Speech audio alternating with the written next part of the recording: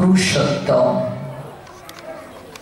परमेश्वर भगवान श्री कृष्ण चैतन्य महाप्रभुर अशिष्य विशेष अनुकंपाय श्री श्री तारुक ब्रह्म महानाम यज्ञ अनुष्ठानेर प्रारंभिकाय 10 दिन व्यापी गौर गोविंदेर तत्व सुधामृत आस्वादन करार मनोरथे जे यज्ञ अनुष्ठानेर आयोजन करा हयेछे तार धाराबाहिकताय अष्टम दिवस पर्यन्त आहुति देवार सौभाग्य प्राप्ति हयेछे एई जीवाधमेर अनुष्ठान मंजूषाय आज षष्ठ रजनी आजकेरी अप्राकृत यज्ञस्थले बहु दूर दूरान्त थेके जारा उपवेशन करेছেন बांग्लादेশের চাঁদপুর জেলার হাজীগঞ্জ उपजेला शहरस्थ पौर महाश्मशान पार्थ सारथी श्रीमंदिर प्रांगणे आपनादेर प्रत्येकेर रातुल आतुल चरणे आमी अभाजन भक्तिपूर्ण प्रणाम निवेदन करछि। এই অভাজনের প্রণতি স্বীকার পূর্বক আপনারা আশীষ বর্ষণ করুন।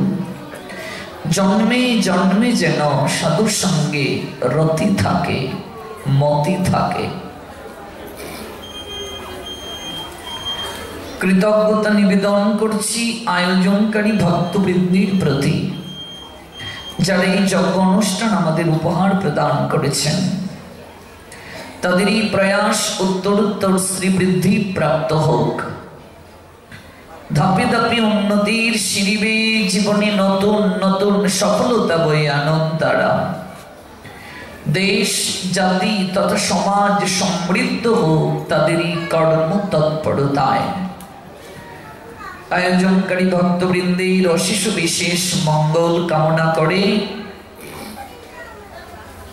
অভিনন্দন জ্ঞাপন করছি ইন্টারনেটের কল্যাণে যারা আছেন আমাদের সঙ্গে দেশ এবং দেশের বাহির থেকে এবং পরবর্তীতে ইউটিউবের মাধ্যমে পুরো প্রোগ্রামটি যারা দেখবেন প্রত্যেকেই জয়যুক্ত হন। আমরা গতকাল যে স্থলে ভগবানের কথার বিশ্রাম টেনেছিলাম আজ সেখান থেকেই পুনরায় শ্রবণ করব। তবে আমরা যেটুকু সময় ভগবানের কথা শ্রবণ করব সেই শ্রবণ যেন আমাদের কায় মনোবাক্যে হয়। আমরা শ্রবণ করেছিলাম মায়ের 3টি চক্ষুর কথা। একেবারে বিশ্রাম অন্তে যে বিষয়টিকে উল্লেখ করেছিলাম গতকাল যে মা হলেন ত্রিনয়নী, তার 3টি নয়ন 3টি চোখ তার। বাম চোখটি হলো চন্দ্রের প্রতীক, ডান চোখটি হলো সূর্যের প্রতীক, আর মাঝখানে যে চোখটি আছে এই চোখটি হলো অগ্নির প্রতীক। এটিকে জ্ঞান চক্ষু বলা হয়। মা যখন ক্রোধান্বিত হয়ে যান তখন এই তৃতীয় নয়ন দ্বারা অগ্নি ঝরতে শুরু করে। আর মা যখন ভক্তের প্রেমার ভক্তিতে বশীভূত হয়ে যান তখনই তৃতীয় নয়ন থেকে প্রেম ভক্তি মাখানো জ্ঞান নিঃসৃত হতে শুরু করে। কি চমৎকার দৃষ্টান্ত দিয়েছেন আচার্যগণ।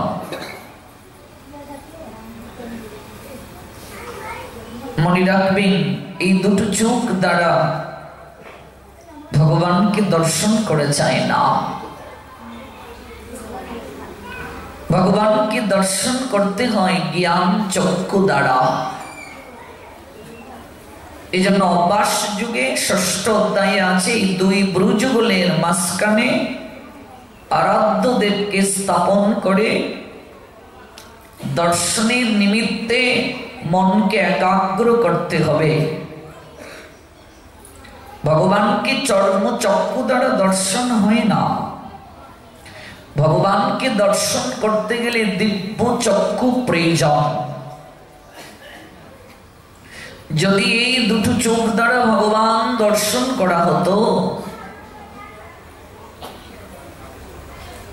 তাহলে আমরা প্রার্থনা যখন করি, ধ্যান যখন করি, এই দুটো চোখ বন্ধ রেখে করি না উন্মুক্ত রেখে করি? প্রার্থনার সময় চোখ বন্ধ থাকে না খোলা থাকে? তো বন্ধ থাকলে তো সকল কিছু অন্ধকার। তো চোখ বন্ধ হলে আমরা দর্শন করব কি করে? তার মানে এই দুটো চোখ দ্বারা ভগবান দর্শন হয় না। পাশ্চাত্যের এক শিক্ষিতা রমণী ডক্টর মহানামব্রত ব্রহ্মচারীকে প্রশ্ন করেছিলেন, দুটি প্রশ্ন। একটি প্রশ্ন হলো,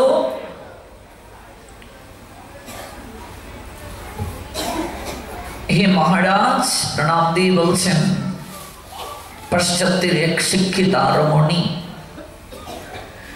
আপনাদের ভারতবর্ষের যে ধর্ম আপনি প্রচার করার নিমিত্তে এখানে এসেছেন,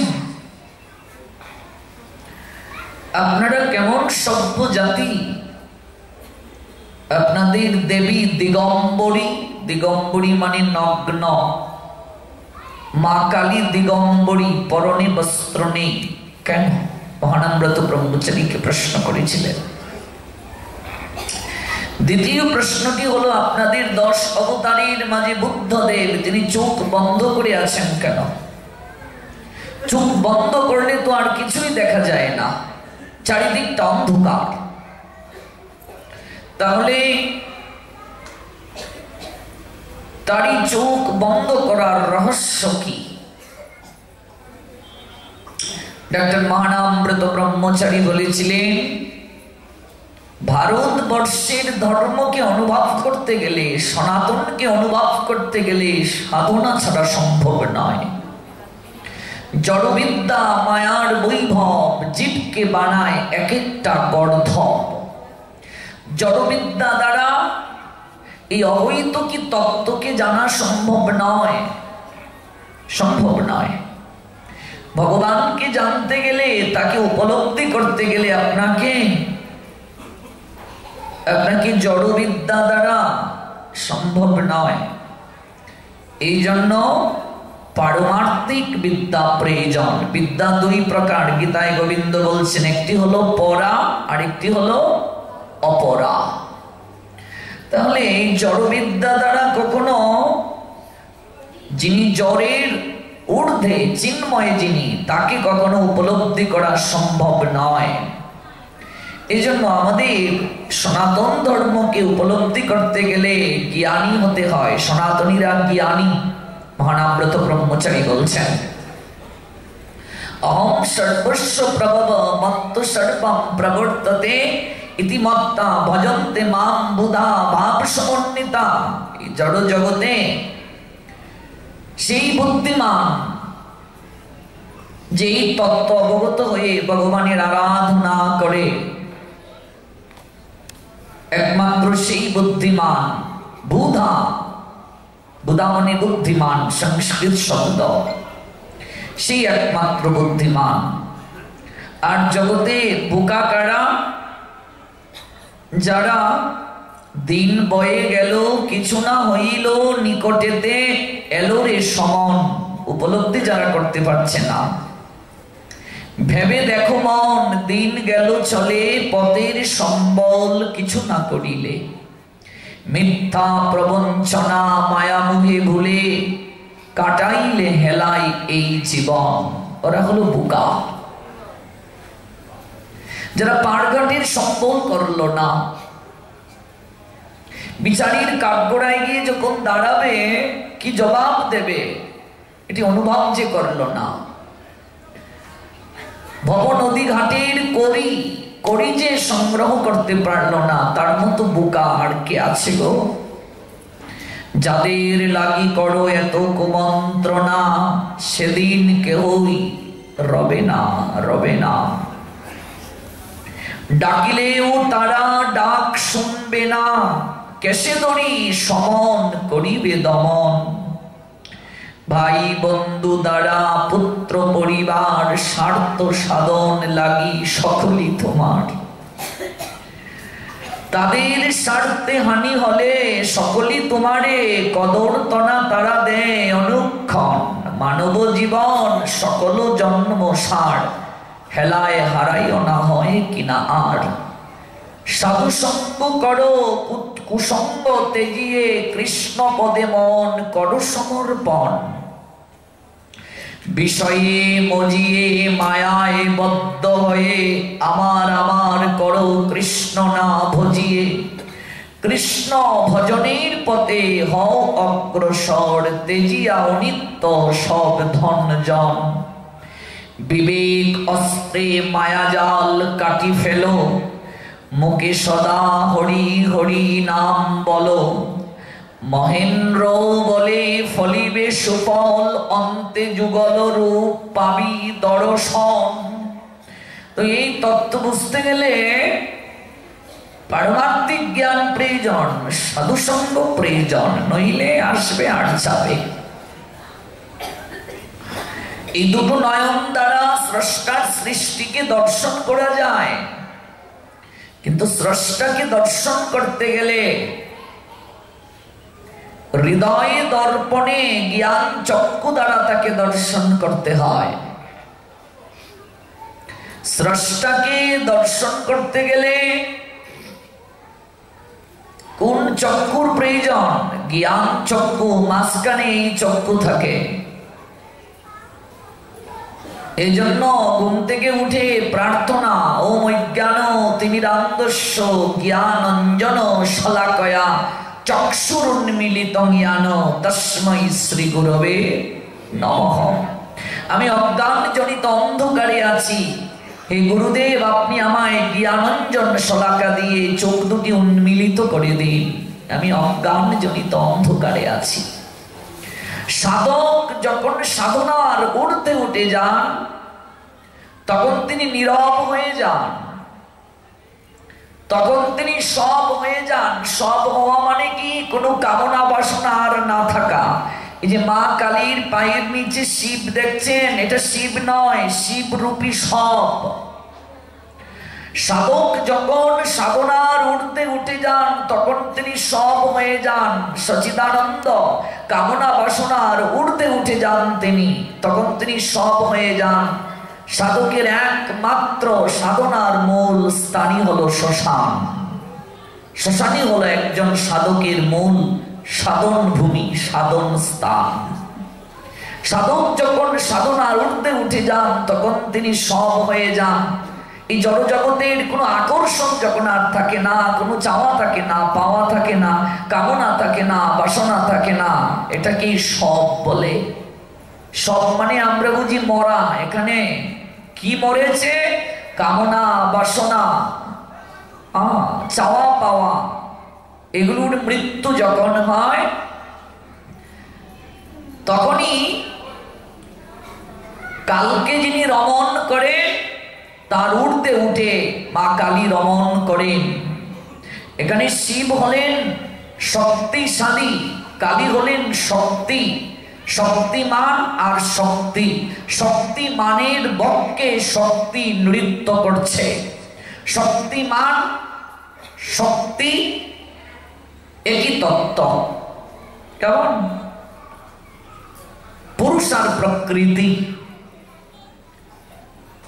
প্রকৃতির অধীন, শক্তির অধীন জগৎ সংসার। শক্তি শক্তিমান করে, এই হলো তত্ত্ব। এই তত্ত্ব না জানলে হবে না, আমরা ভুল বুঝবো। এখানে স্ত্রীর পায়ের নিচে স্বামী না, একটা লীলা আছে। আমরা রক্তবীজের কথা গতকাল জেনেছিলাম, মনে আছে তো আপনাদের? মহিষাসুর আর রক্তবীজ। মহিষাসুরকে তো মর্দন করলেন দেবী দুর্গা রূপে, কিন্তু রক্তবীজ রয়ে গেল। ওই রক্তবীজকে দেবী দুর্গা বধ করতে পারেন নাই, কারণ তার শরীর থেকে এক বিন্দু রক্ত ঝরলে সেখান থেকে আবার অসুরের জন্ম হয়। এই জন্য ওই দেবী দুর্গা থেকে মা কালীর সৃষ্টি। কালকে রমণ করেন যিনি, তিনি কালী। ওই মাঝখান থেকে যখন তিনি ক্রোধান্বিত হয়েছেন, একেবারে অগ্নি স্ফুরিত হচ্ছে এই মাঝখানের চক্ষু থেকে, অগ্নি যখন স্ফুরিত হচ্ছে, ধাউ ধাউ করে আগুন যখন বের হচ্ছে, ওই জায়গা থেকে মা কালীর সৃষ্টি। পার্বতী থেকেই মা কালীর সৃষ্টি। ওই মা কালী তিনি রক্তবীজকে দমন করলেন। তিনি তার জিহ্বা দ্বারা সকল রক্তকে লেহন করে নিলেন, এক বিন্দু রক্ত আর ভূমিতে পড়তে দিলেন না। তারপর তাকে শূন্যে তুলে সকল রক্ত শরীর থেকে শুষে নিলেন, তারপর ছুঁড়ে ফেলে দিলেন দেহটাকে।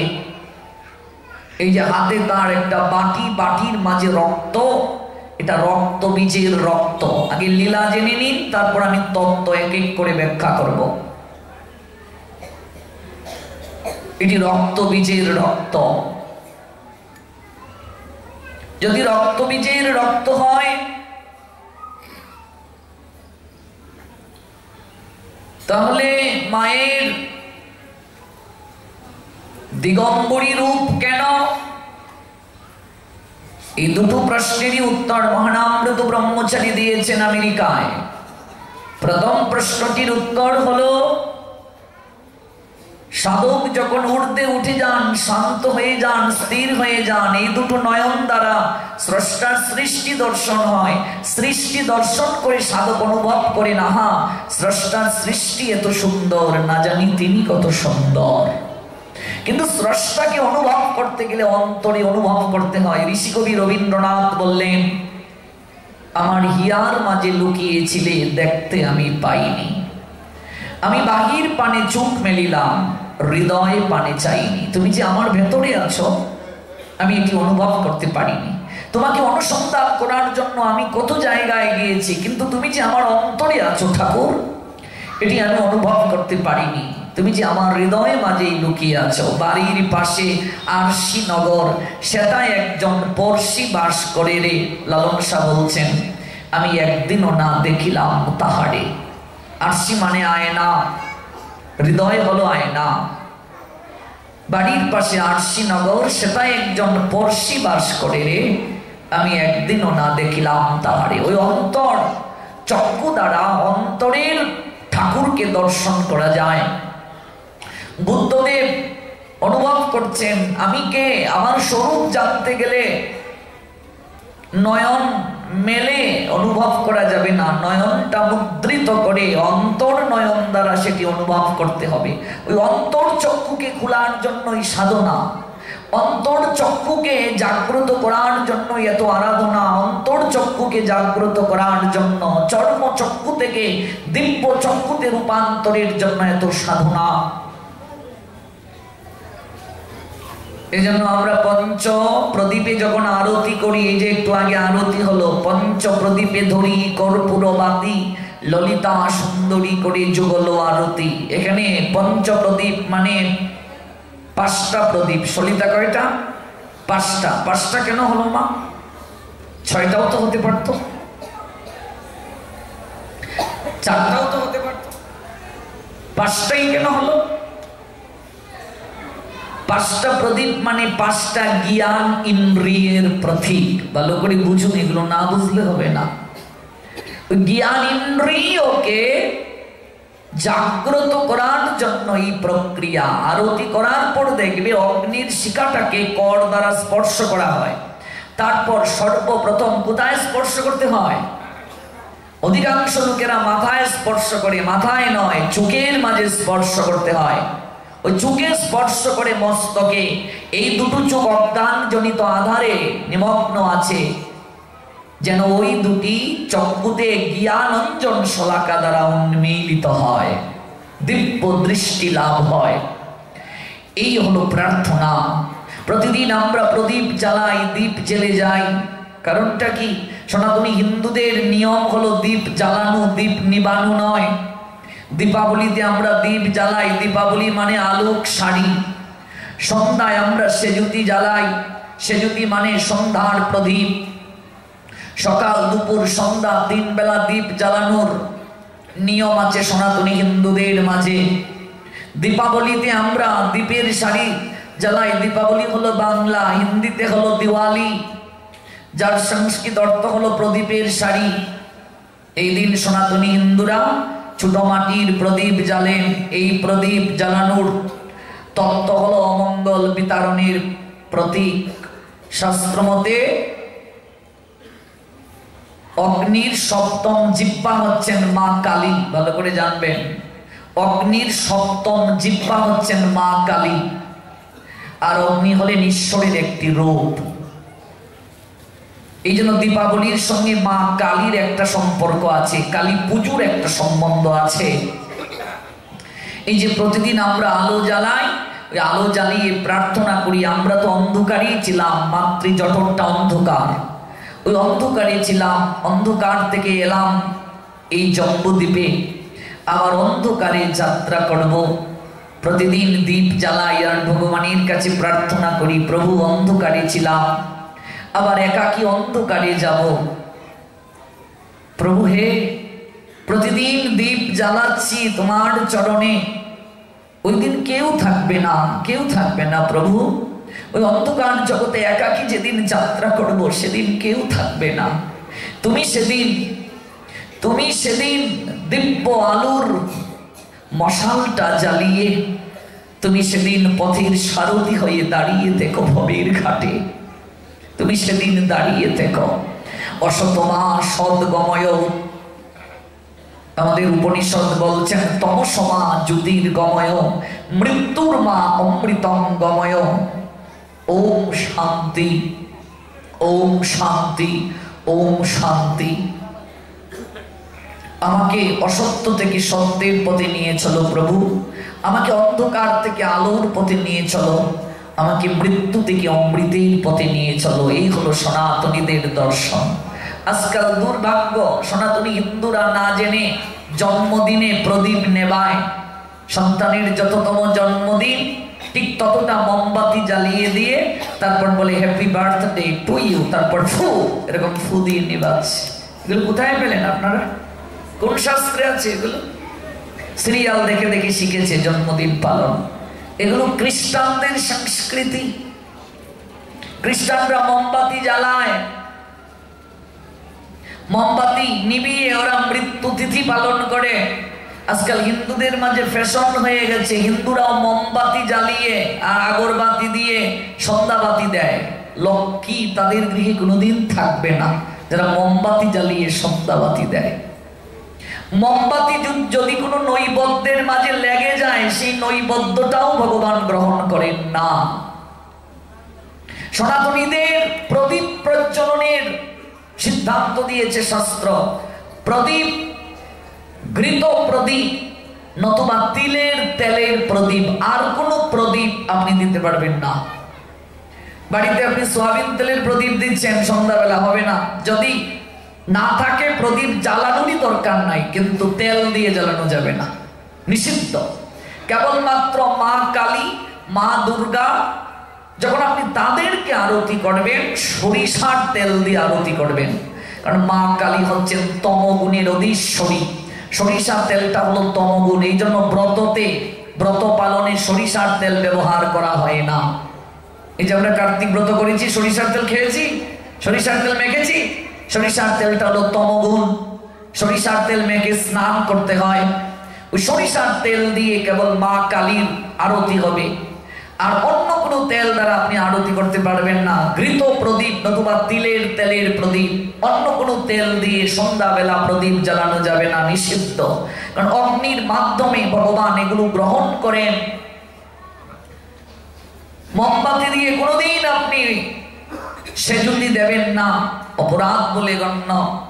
সন্তানের জন্মদিনে মোমবাতি জ্বালানো, আজকাল মোমবাতি জ্বালিয়ে বিভিন্ন জায়গায় উৎসব করা হয় না, এগুলো সনাতনীদের সংস্কৃতি নয়।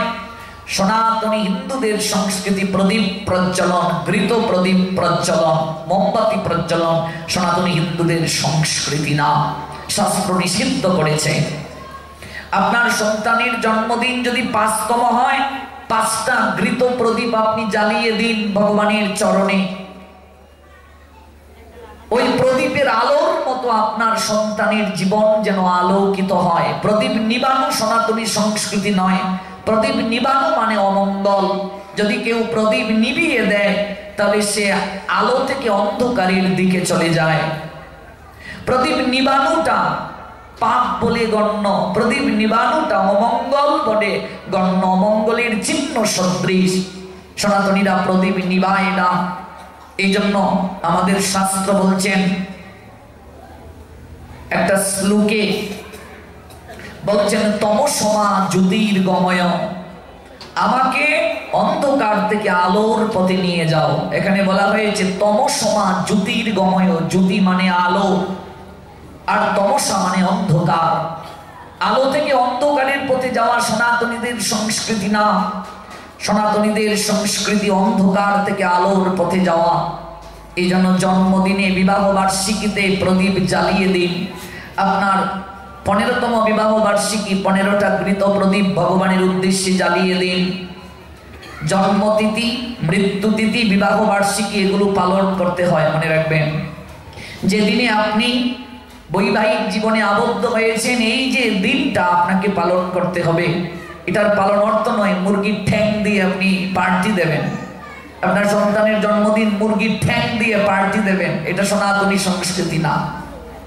জন্মদিনে বিবাহ বার্ষিকীতে আপনি পায়েস রান্না করে ভগবানকে দেবেন, এটা সনাতন শাস্ত্র বলেছে। পরমান্ন ভগবানকে দিতে হয়। সন্তানের মুখে প্রথম ভাতটা প্রসাদ হবে, পরমান্ন হবে, কারণ পরমান্ন সবচেয়ে ভগবানের পছন্দ। এই জন্য আপনাকে ওই পরমান্ন নিবেদন করে প্রদীপ প্রজ্বলন করে দিতে হবে। ওই প্রদীপ প্রজ্বলন মানে অন্ধকার থেকে আলোর পথে যাওয়া। দীপাবলি আলোক শাড়ি, আর এই দীপাবলি মানে নরকাসুরের মৃত্যু দিবস পালন। দীপাবলিতে আসলে দীপাবলির মহিমা বলবো আজকে। আমরা এইদিকে গেলে মা কালীর তত্ত্ব আমরা আস্বাদন করতে পারবো না, আর মাত্র 2 দিন আছে। কিছুই তো বলা হলো না, দেখতে দেখতে সময় চলে যাচ্ছে, কিচ্ছুটি তো আলোচনা করতে পারলাম না। এই দীপাবলি হলো নরকাসুরের মৃত্যু তিথি উৎসব। সত্যভামার কাছে প্রার্থনা করেছিলেন নরকাসুর যে আমার মৃত্যুটা যেন উৎসবে পালিত হয়। ওই দীপাবলি হলো নরকাসুরের মৃত্যু উৎসব।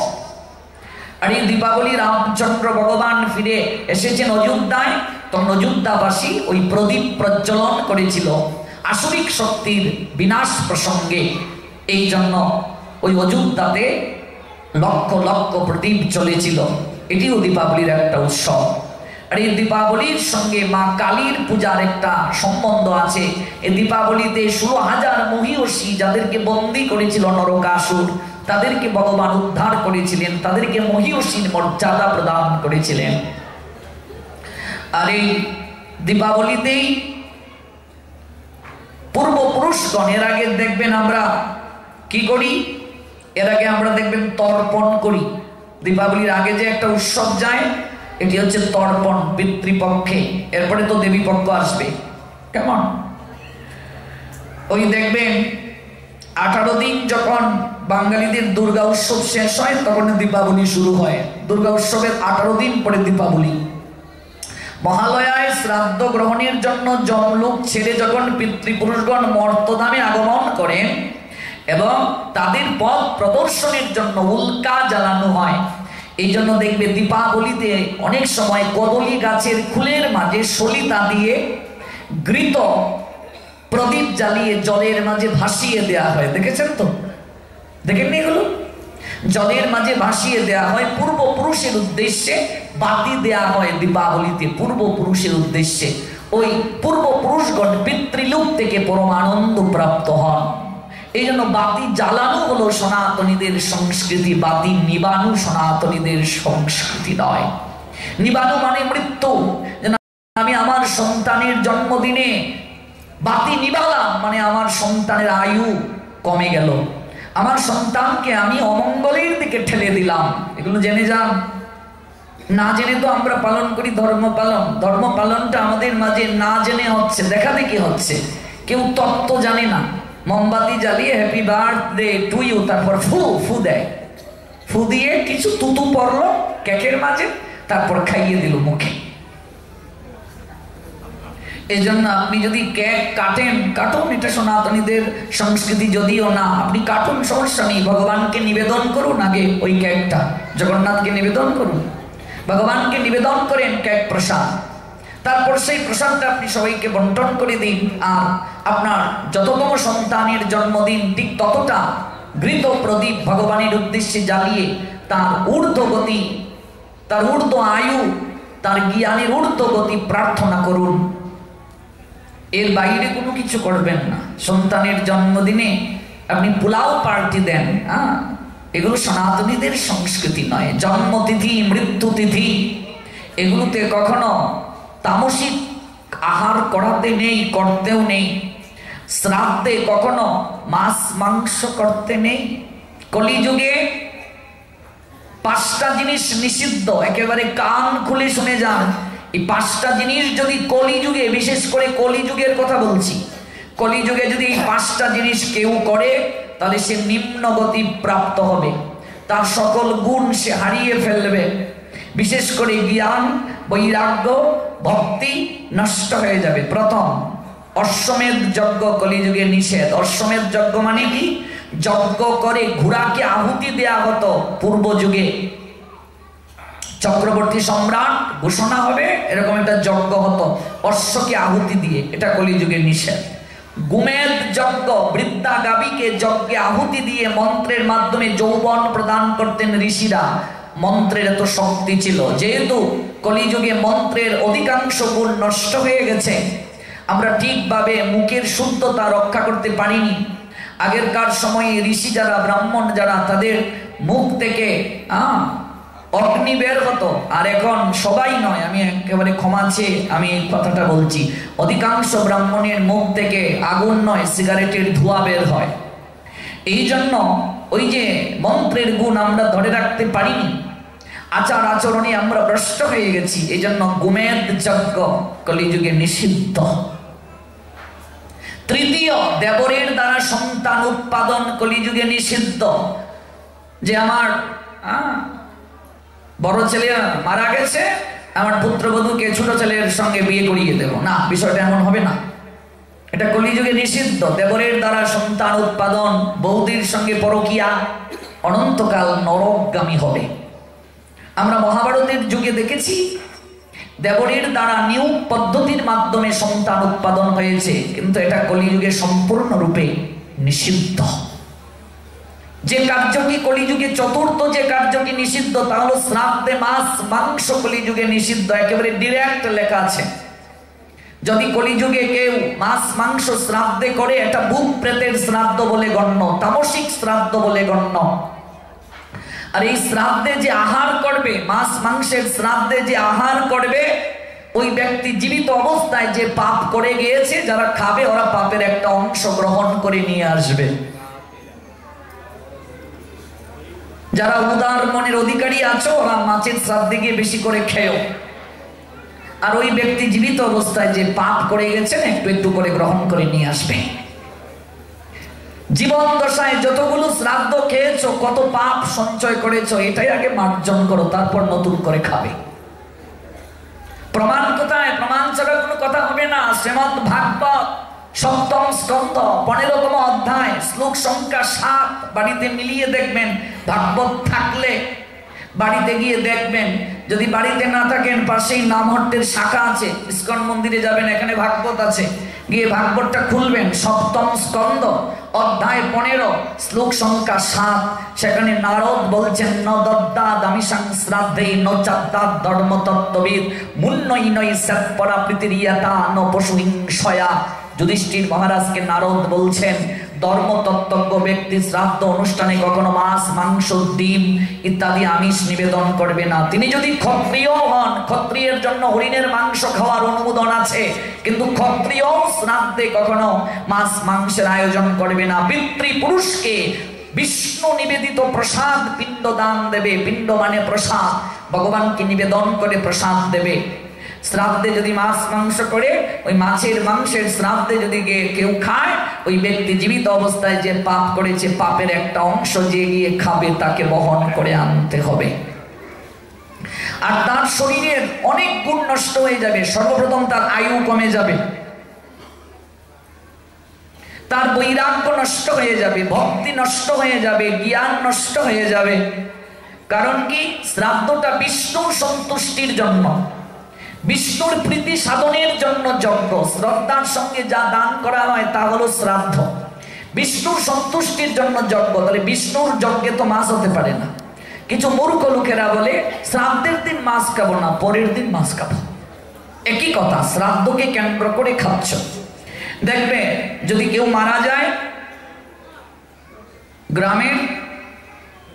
গ্রামের লোককে ডেকে ছেলে প্রণাম দিয়ে বলছে, কাকা বাবু আপনি গ্রামের বয়োজ্যেষ্ঠ মানুষ, মুরব্বী মানুষ, শ্রাদ্ধটা কিভাবে করব? আপনি সমাজের মাথা, আপনি একটা কিছু বলুন। এবার কাকা বাবু যিনি এই সবার মাঝে নেতৃত্ব দিচ্ছেন, তিনি জীবনে গীতাও পড়েননি, ভাগবত পড়েননি, শাস্ত্র গ্রন্থ সম্বন্ধে কোনো ধারণাও রাখেননি। তিনি বলছেন, দেখ রে রমাকান্ত, এখানে রমাকান্ত থাকলে আবার কেউ ক্ষমা করবেন, দেখ রে রমাকান্ত, তোর বাপে দেখেছি আমরা হাজীগঞ্জ বাজারের তেলাপিয়া মাছটা সবসময় নিত, তোর বাপের তেলাপিয়া মাছ খুব পছন্দ ছিল। আত্মা তুষ্ট মানে জগৎ তুষ্ট, আত্মায় যা টানে তাই খাও, একটা প্রবাদ তো আছে রে রমাকান্ত, তোর বাপের শ্রাদ্ধে তেলাপিয়া মাছই করে ফেল, তোর বাপ ঢ্যাং ঢ্যাং করে স্বর্গে চলে যাবে। এবার এই কাকাবাবু জীবনে কোনোদিন শাস্ত্র গ্রন্থ সম্বন্ধে তিনি পড়েনও নি, জানেও নি, তিনি একটা সিদ্ধান্ত দিয়ে দিলেন। মনে রাখবে, এমনও লেখা আছে, নির্দেশ দাতাকে নরকে নিয়ে গিয়ে লৌহ দণ্ড গরম করে জিহ্বায় সেকা দেয়া হবে। এই জন্য মা কালী জিহ্বাকে দাঁত দিয়ে চেপে ধরেছেন, এটার তত্ত্ব আমরা জানবো। তার কারণ হলো রসনাকে সামলে রাখো আর বাক সংযম করো। ওই দাঁত দিয়ে মা কালী জিহ্বাকে কামড় দিয়ে ধরেছেন। দাঁতের রংটা সাদা, সাদা মানে সত্য গুণের প্রতীক। আর জিহ্বায় দেখবে রক্ত আছে, রক্ত বীজের রক্ত, এই লাল রংটা হলো রজগুণের প্রতীক। ওই জিহ্বাটাকে দন্ত দিয়ে মা কালী কামড় দিয়ে বলছেন বাক সংযম করো, বুঝে কথা বলো, নতুবা জগতে সমস্যা হবে। কারণ আছে এই জিহ্বায় কামড় দেওয়ার। আমরা তো জানি শিব পড়ে গেছেন, শিবের শুধু বুকের মাঝে কালী পা দিয়েছেন, স্বামীকে দেখে এই জন্য জিহ্বা বের করে ফেলেছেন আর দাঁত দিয়ে কামড় দিয়ে ফেলেছেন। এটা তো হচ্ছে লীলাগত অর্থ। তত্ত্বগত মানে বাক সংযমের প্রতীক ওই জিহ্বায় কামড়। এই জন্য কোনো কিছু নির্দেশ দেওয়ার আগে আমি ভালো করে জেনেছি কিনা, বুঝেছি কিনা, এটা জেনে নির্দেশ দিতে হবে। যার আদেশ দেওয়ার অধিকার থাকে তার অজ্ঞান থাকার অধিকার থাকে না। কুন্তিকে যুধিষ্ঠির বলেছিলেন, এসে প্রণাম দিয়ে বলছেন, মা একটা বর নিয়ে এসেছি, ও মা একটা ভিক্ষা নিয়ে এসেছি, দান নিয়ে এসেছি। কুন্তি ধ্যান করছেন, তিনি বলছেন দান নিয়ে এসেছিস অর্জুন, 5 ভাই ভাগ করে নে।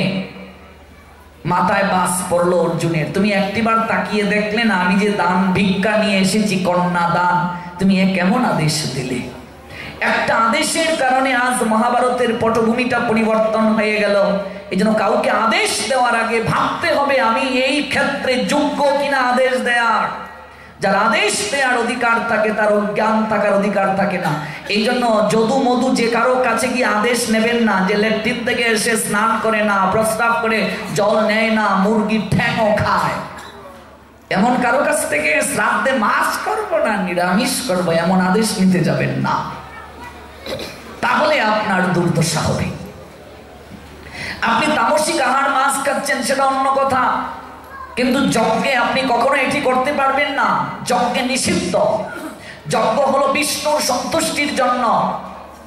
আপনি আপনার বাবার শ্রাদ্ধটা কি করবেন? সাত্ত্বিক করবেন না তামসিক করবেন? আমার মনে হয় এমন কোনো সন্তান খুঁজে পাওয়া যাবে না যে তার বাপের শ্রাদ্ধ তামসিক করবে। আছে নাকি কেউ? তার বাপের শ্রাদ্ধ ভূত প্রেতের শ্রাদ্ধ করবে? সবাই চাইবে আমার বাবার আত্মা শান্তি হোক, সাত্ত্বিক শ্রাদ্ধ করব। তাই সাত্ত্বিক শ্রাদ্ধ করতে গেলে আপনাকে শ্রাদ্ধে মাছ মাংস করা যাবে না।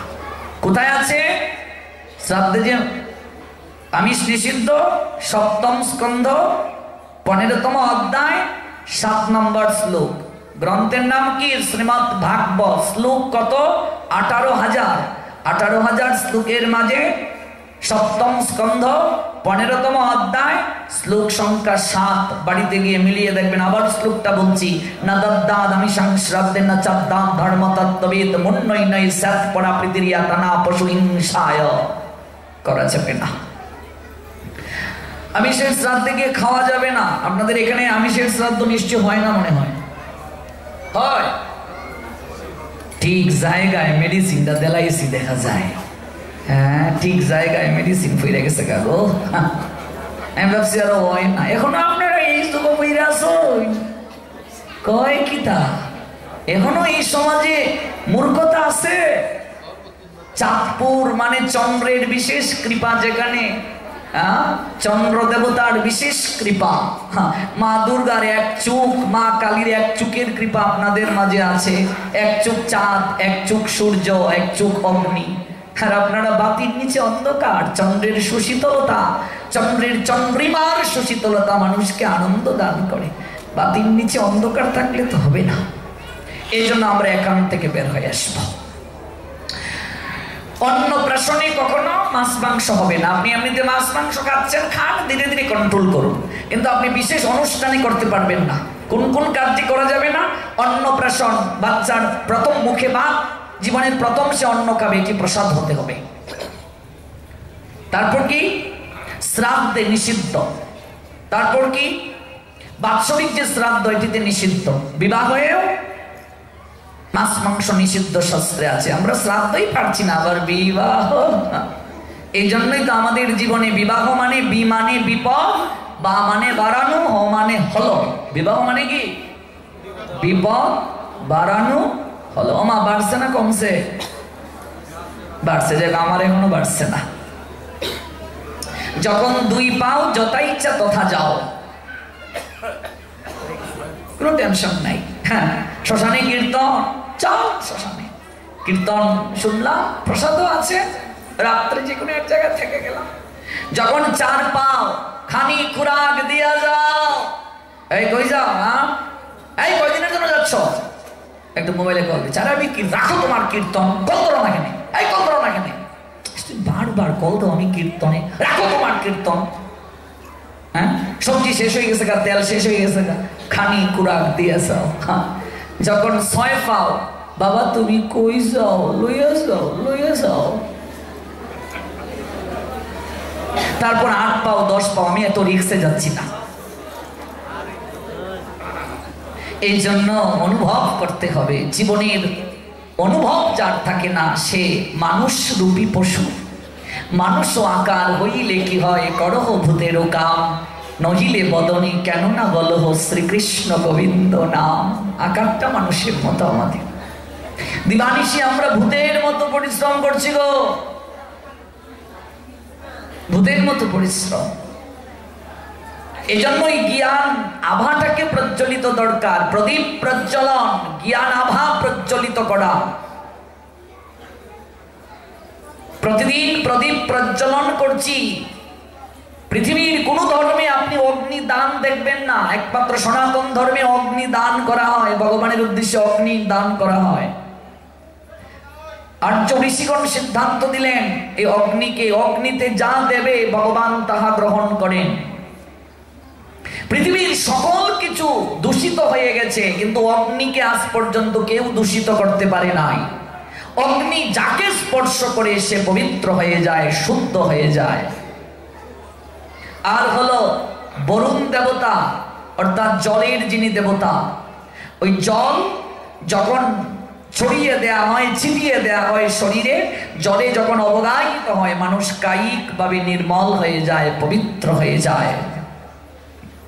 অগ্নি আর জল, দেহটা তৈরি করতে 5টা উপাদান নেওয়া হয়েছে, তার মধ্যে অগ্নিও আছে, জলও আছে।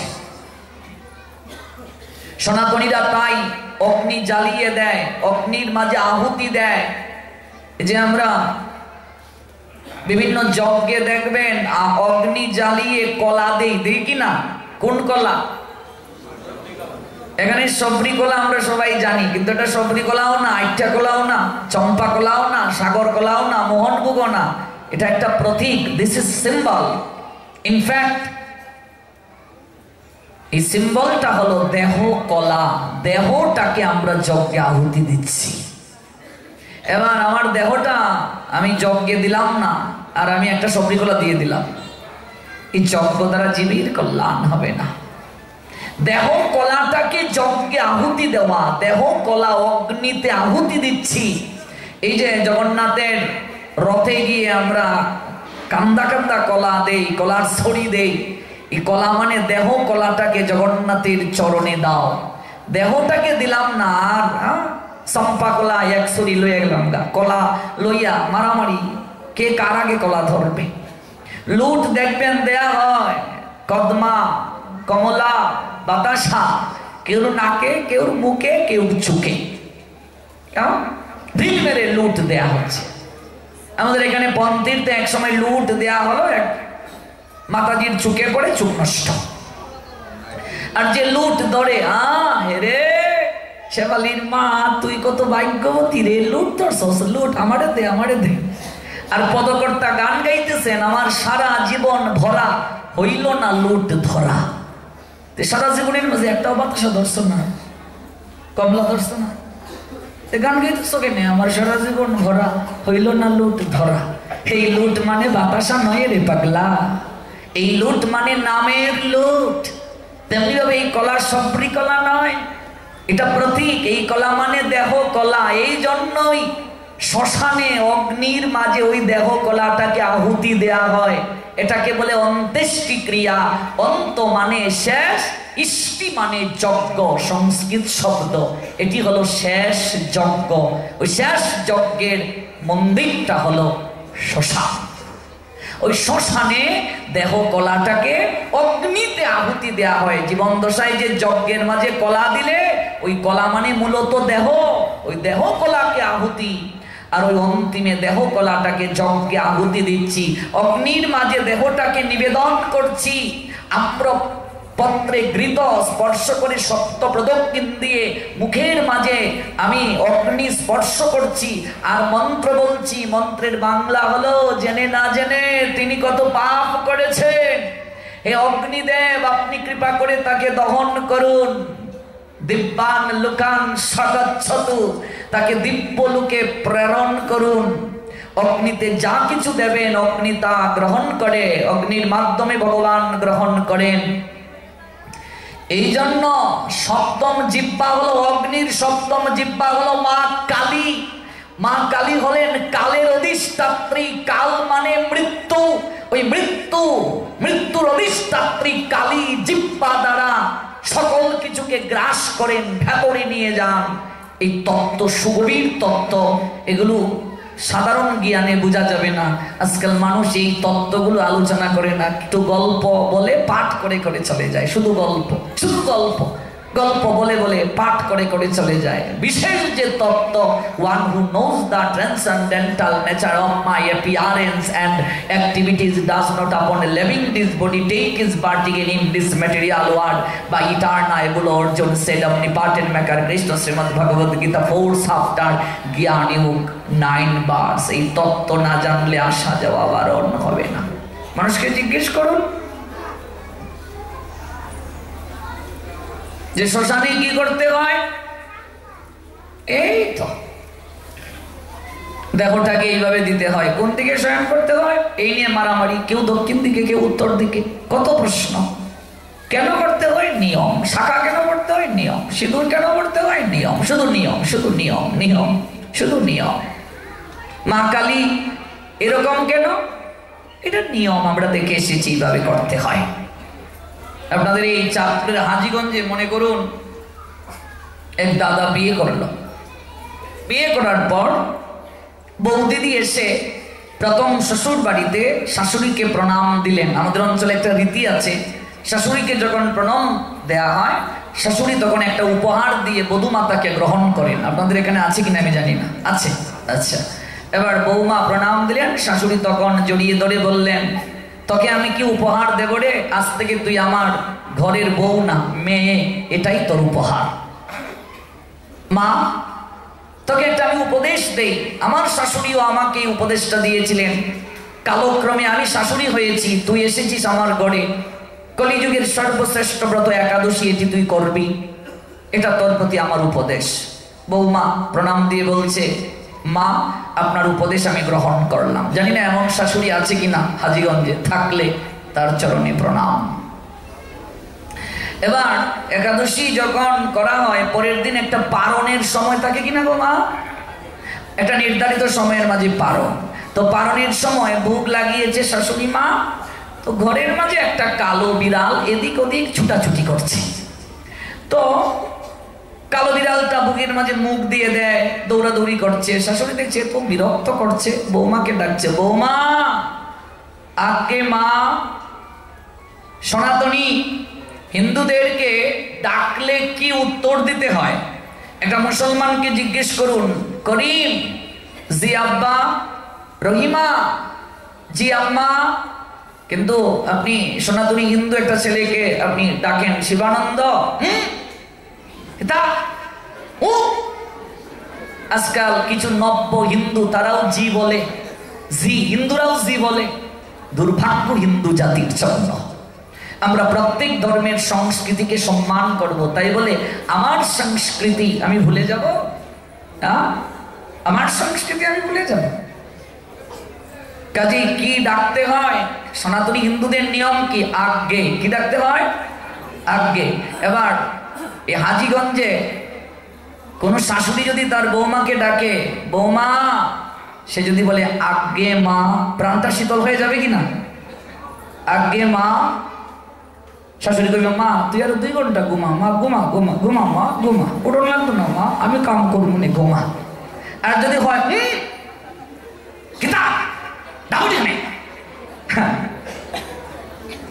আজকাল যারা শ্বশুর শাশুড়ি ডাকলে আগে বলো না, আজকে শিখে যাও। মা বাবা ডাকলে আগে বলো না, গুরুজন ডাকলে আগে বলো না। আমার বাবা আমাকে একটা গালের মাঝে থাপ্পড় দিয়ে বলেছিলেন, তুমি সনাতনী হিন্দু, কি বলো এগুলো? আগে বলবে। এখনো মনে আছে আমার। এই জন্য আগে, এটা হলো সনাতনীদের সংস্কৃতি। শাশুড়ি ডাকছে, বৌমা, আগে মা। আমাদের ঘরে একটা কালো বিড়াল আছে না, এটা তুমি এক কাজ করো, ওই বুকের পাশে ঢেকে রাখো। আমাদের অঞ্চলে ওই বৈশাখ মাসে ধান নেওয়া হয়, আমরা বলি আগুল, মানে বেত দিয়ে তৈরি করা হয়। আমি জানি না চাঁদপুরে এটা কি বলে, আগুল, বা আমরা উড়া এই জাতীয় একটা কিছু বলি, ধামা। আপনারা কি বলেন? উড়া। আচ্ছা, উড়া। হ্যাঁ, এই তো উড়া, মানে আমরা উড়া বলি, সুনামগঞ্জের লোক উড়া বলি। উড়া, ও মা, উড়া বুঝতে পেরেছ? উড়া, হ্যাঁ উড়া। তো বৌমা ওই উড়া দিয়ে একটু কালো বিড়ালটাকে বুকের পাশে ঢেকে রাখো। বৌমা মনে মনে কইতাছে, ও মা, এটা কি থাকলো? হ্যাঁ, এই বুকের পাশে কালা বিলাই উড়া দিয়া ঢেকে রাখতাম, এটা আবার কি থা? আবার মনে মনে কইতেছে, যদি কই, যদি মা বাড়ি কই, এটা ওই গাইছো না। বৌমা একটু স্মার্ট তাই ভাবছে, আচ্ছা দেখি ব্যাপারটা কি, তা একটু দেখিছে কোথাকার জল কোথায় যায়। একটা উড়া বা আগুল এনে বুকের পাশে কালো বিড়ালটাকে ঢেকে রাখলেন। কারণটা কি? বিড়ালটা বুকের মাঝে মুখ দিয়ে দিচ্ছে, এদিক ওদিক ছুটাছুটি করছে। এই জন্য শাশুড়ি বৌমাকে বললেন, কিন্তু কেন বিড়ালটা ঢাকতে হবে এটা তো বলেননি। বললেন উড়া দিয়ে একটু ঢেকে রাখো, তাই ঢেকে রাখলেন। এবার পারণ শেষ হলো, বৌমা, আগে মা, ওই উড়াটা তুলে বিড়ালটাকে ছেড়ে দাও। এবার বৌমা মনে মনে কইতেছে, হ্যাঁ বুঝ জ্বালাইছি, এটা পারণের একটা নিয়ম। পারণের সময় উড়া দিয়া কালা বিলাই ডাইকা রাখন লাগে, এটা একটা নিয়ম। নিয়ম বুঝ জ্বালাইছি, এটা একটা নিয়ম, এটা নিয়ম বুঝ জ্বালাইছি। এবার শাশুড়ি যখন কালক্রমে মারা গেল, বৌমা একাদশী করে যখন পালন করবে এবার কালাবিলাই কুস্তাছে ডাক্তার একবার লেখা, বুঝতে পারছো? এবার গরু তো আর কালা বিলাই নাই, এই বাড়ি ওই বাড়ি 10 বাড়ি কুসুছে, গো তোমরা বাড়ি কি তো কালো বিলাই আসেনি? কালো বিলাই কয় কালা বিলাই আসে আসে, কালা বিলাই দেখে কয় না গো এটা তো একটু কপালের কেন সাদা, সাদা হইলে হইতো না, মিচমিচা খালা বিলাইটা লাগবো। দেখছি আমার শাশুড়ি মা বুকের পাশে উড়া দিয়া খালা একটা বিলাই দেখে রাখছে, ওমাই গো আমি যদি খালা বিলাই না পাই তাহলে তো আমার ফারণই হইতো না। এই বাড়ি ওই বাড়ি 10 বাড়ি খুঁজছে, এক বাড়ি কালা বিলাই পাওয়া গেল। এবার কালা বিলাই রে বস্তার ভিতরে ভরতে ভরতে 10টা দুইয়ের ভিতরে ফারণ শেষ। শাশুড়ি কেন কালো বিড়াল ঢেকে রাখলেন? বিড়াল যেন ভুগের মাঝে মুখ দিয়ে নষ্ট না করে। বৌমা কি বুঝলেন? এটি পারণের নিয়ম। আমরাও 7 পাকে বিয়ে করছে বাপ, এটা নিয়ম। আমি বরযাত্রী গেছি ওই পাশের বাড়ির আমার কাকুর বিয়েতে, 7 পাকে বিয়ে করে, এটা নিয়ম। সিঁদুর পড়তে হয় নিয়ম, শঙ্খ পড়তে হয় নিয়ম, একটা ঘটের মাঝে আমের পল্লব দিতে হয় নিয়ম, ঘটের নিচে একটা কলা পাতা দিতে হয়, ধান দুর্বা রাখতে হয় নিয়ম, ভাগবত পাঠে তুলসী বৃক্ষ রাখতে হয় নিয়ম, সকল কিছুই নিয়ম। কিন্তু কেন রাখবো এই তত্ত্ব আমরা জানার চেষ্টা করি না। ওই কালো বিড়াল ঢেকে রাখা গল্পের মতো আমাদের অনুভবটা, অনুভূতির স্তরটা, হিন্দুদের আজকে যে দুর্দৈব অবস্থা, নিম্নগতি প্রাপ্তির পশ্চাতে মূল কারণটা হলো ওরা তত্ত্ব জানার চেষ্টা করে না। আমি ছোটবেলা আমার মাকে একের পর এক প্রশ্ন, কেউ মারা গেল, এবার আমার মা বিছনার চাদর, বালিশের উষার, লেফের কভার সব বার করে হয়ে সব দন লাগবে, সব দন লাগবে। আমি বললাম মা গো লেফের উষার দইতেছো, লেফটা হেনে দৌ না গো মা। তাই চুপ কর, এত প্রশ্ন করো, লেফ হেনে দইতা।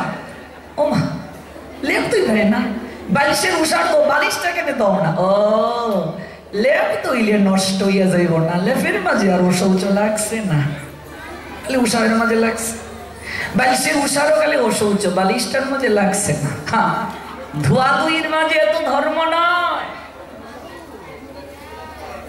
ভারত একজন যদি গোষ্ঠীর কেউ মারা গেল, না শুনলে সমস্যা নাই, শোনার সঙ্গে সঙ্গে রকেটের মাধ্যমে আইছে ও শৌচ, ধোয়া ধুই যে শুরু হয়ে গেছে, না শুনলে ঠিক আছে। আজকে সনাতনী হিন্দুরা জানার চেষ্টা করে না, মরলে কেন শৌচ পালন করবো, কেন নিরামিষ খাবো, এগুলো জানে না। শুধু খাওয়া যায় না এই পর্যন্ত সীমাবদ্ধ। আমি 7-8 দিনের পাঠে আপনাদেরকে কি বলবো বলেন? এক একটা বিষয় নিয়ে যদি আমি পুঙ্খানুপুঙ্খ রূপে আলোচনা করি তাহলে মানুষের মাঝে চেতনা জাগ্রত হবে। একদিন যদি আমরা কেবল জাতক নিয়ে আলোচনা করি 3 ঘন্টা, জাতক ক্লিয়ার হয়ে যাবে। মরণা অশৌচ নিয়ে একদিন আলোচনা করি, মরণা অশৌচ ক্লিয়ার হয়ে যাবে। অম্বুবাচীর আগে দেখবে দোয়া দুই যে শুরু হয়। এবার জিগাও কেন দোয়া দুই করতেছো? সরকারিটা নিয়ম, অম্বুবাচীতে কাপড় চোপড় দোয়ান যায় না, নিয়ম নিয়ম। কিন্তু কেন, এই কেন উত্তর পাবে না। ওই কেন উত্তর জানার জন্যই বলছেন তদ্বিদ্ধি প্রণিপাতেন পরিপ্রশ্নেন সেবয়া উপদেক্ষন্তি তে জ্ঞানম জ্ঞানীন তত্ত্বদর্শিনঃ। তুমি তত্ত্বদ্রষ্টার নৈকট্যে যাও, তাকে প্রণাম করো, প্রণিপাতেন প্রণাম দাও, পরিপ্রশ্নেন সেবয়া প্রশ্ন করো, তাহলে সেই তত্ত্বদ্রষ্টা তোমাকে জ্ঞান উপদেশ দান করবেন। আসুন এবার মূল প্রসঙ্গে ফিরে যাই। ডাক্তার মহানামব্রত ব্রহ্মচারী বলছেন, প্রথম প্রশ্নের উত্তর হলো অন্তর্নিহিত জনার্দনকে, হৃদয়েশকে এই চর্ম চক্ষু দ্বারা দর্শন করা যায় না। এই জন্য হৃদ লোচনকে হৃদয়ে চক্ষু দ্বারা দর্শন করতে হয়, অনুভব করতে হয়, জানতে হয়। এই জন্য বুদ্ধদেব চোখটা বন্ধ করে নিজেকে জানছেন। যতদিন পর্যন্ত মানুষ নিজেকে জানবে না, আমি কে, আমি কোথা থেকে এলাম, আমার কর্তব্য কি, ততদিন যাবৎ তার আসা যাওয়া বারণ হবে না, তত্ত্ব জ্ঞান আসবে না। এটাকে দিব্য চক্ষু বলে। যখন দিব্য চক্ষু জাগ্রত হয়ে যায় তখন সাধক এই জায়গায় থেকে সকল কিছু দর্শন করতে পারে।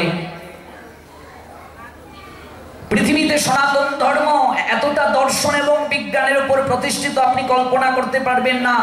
এই যে আজকে লাইভ চলছে, যে লাইভের মাধ্যমে সারা বিশ্বের লোক দেখছে, এই লাইভ পদ্ধতি আজ থেকে 5000 বছর আগে সনাতনী হিন্দু শাস্ত্রে ছিল, মহাভারতে ছিল। কোথায় ছিল?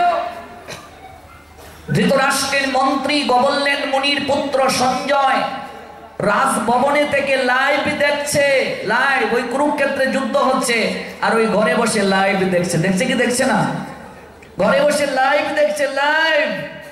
ভাবা যায় সনাতন ধর্ম কত বিজ্ঞানসম্মত।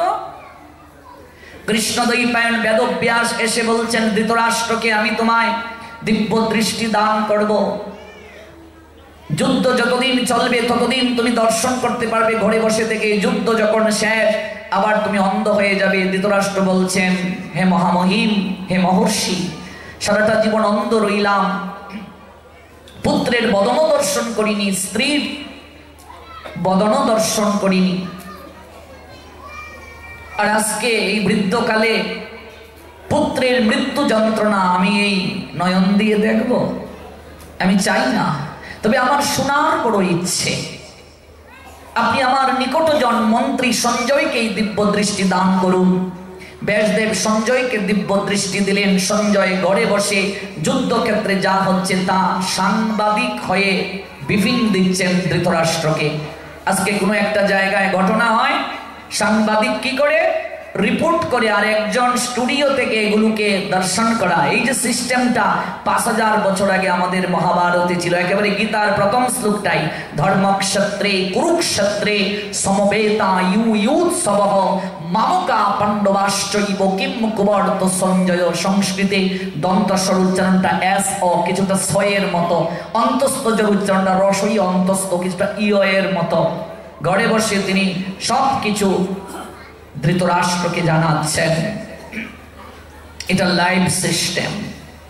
শুধু লাইভ নয়, প্লাস্টিক সার্জারি এটাও মহাভারত থেকে নেওয়া। এমনকি টেস্ট টিউবের মাধ্যমে সন্তান উৎপাদনের পদ্ধতি, এটিও মহাভারত থেকে নেয়া। আমি যদি এইভাবে হাজার হাজার দৃষ্টান্ত ব্যাখ্যা করতে থাকি, আপনি অবাক হয়ে দেখবেন এই সনাতন শাস্ত্র থেকে কি নিয়েছে বিজ্ঞান। এমনকি ভ্রূণ ট্রান্সপ্লান্ট সিস্টেম, এই যে প্রিয়াঙ্কা চোপড়া হিন্দি নায়িকা, সে মা হয়েছে গর্ভ ভাড়া দিয়ে, মানে নিজের সন্তানটা আরেকজন মেয়ের গর্ভে সে রেখে লালন পালন করেছে। হিন্দি নায়িকা, অনেক সময় সন্তান হয়ে গেলে চেহারা পরিবর্তন হতে পারে, ফিগার নষ্ট হয়ে যেতে পারে, এই জন্য তারই রজ, তারই স্বামীর বীর্য অন্য একটা মহিলার গর্ভে স্থানান্তর করে ওই জায়গায় তারই সন্তান বেড়ে উঠেছে। এটাকে বলে ভ্রূণ ট্রান্সপ্লান্ট সিস্টেম। এটা প্রিয়াঙ্কা চোপড়া এই পদ্ধতিতে মা হয়েছে। হাজার হাজার বছর আগে আমার ভাগবত এই সিদ্ধান্ত দিল ভ্রূণ ট্রান্সফার সিস্টেম। প্রমাণ কোথায়? প্রমাণ হলো দেবকীর সপ্তম গর্ভের সন্তান বলরাম। ওই বলরামটা রোহিণীর গর্ভে গেল কি করে? কি করে গেল? গৌর প্রেমানন্দে বলবেন না? হরি বল। কি করে রোহিণীর গর্ভে গেল? এটা হচ্ছে ভ্রূণ ট্রান্সফার সিস্টেম। বিজ্ঞান গবেষণায় স্বীকৃতি দিয়েছে।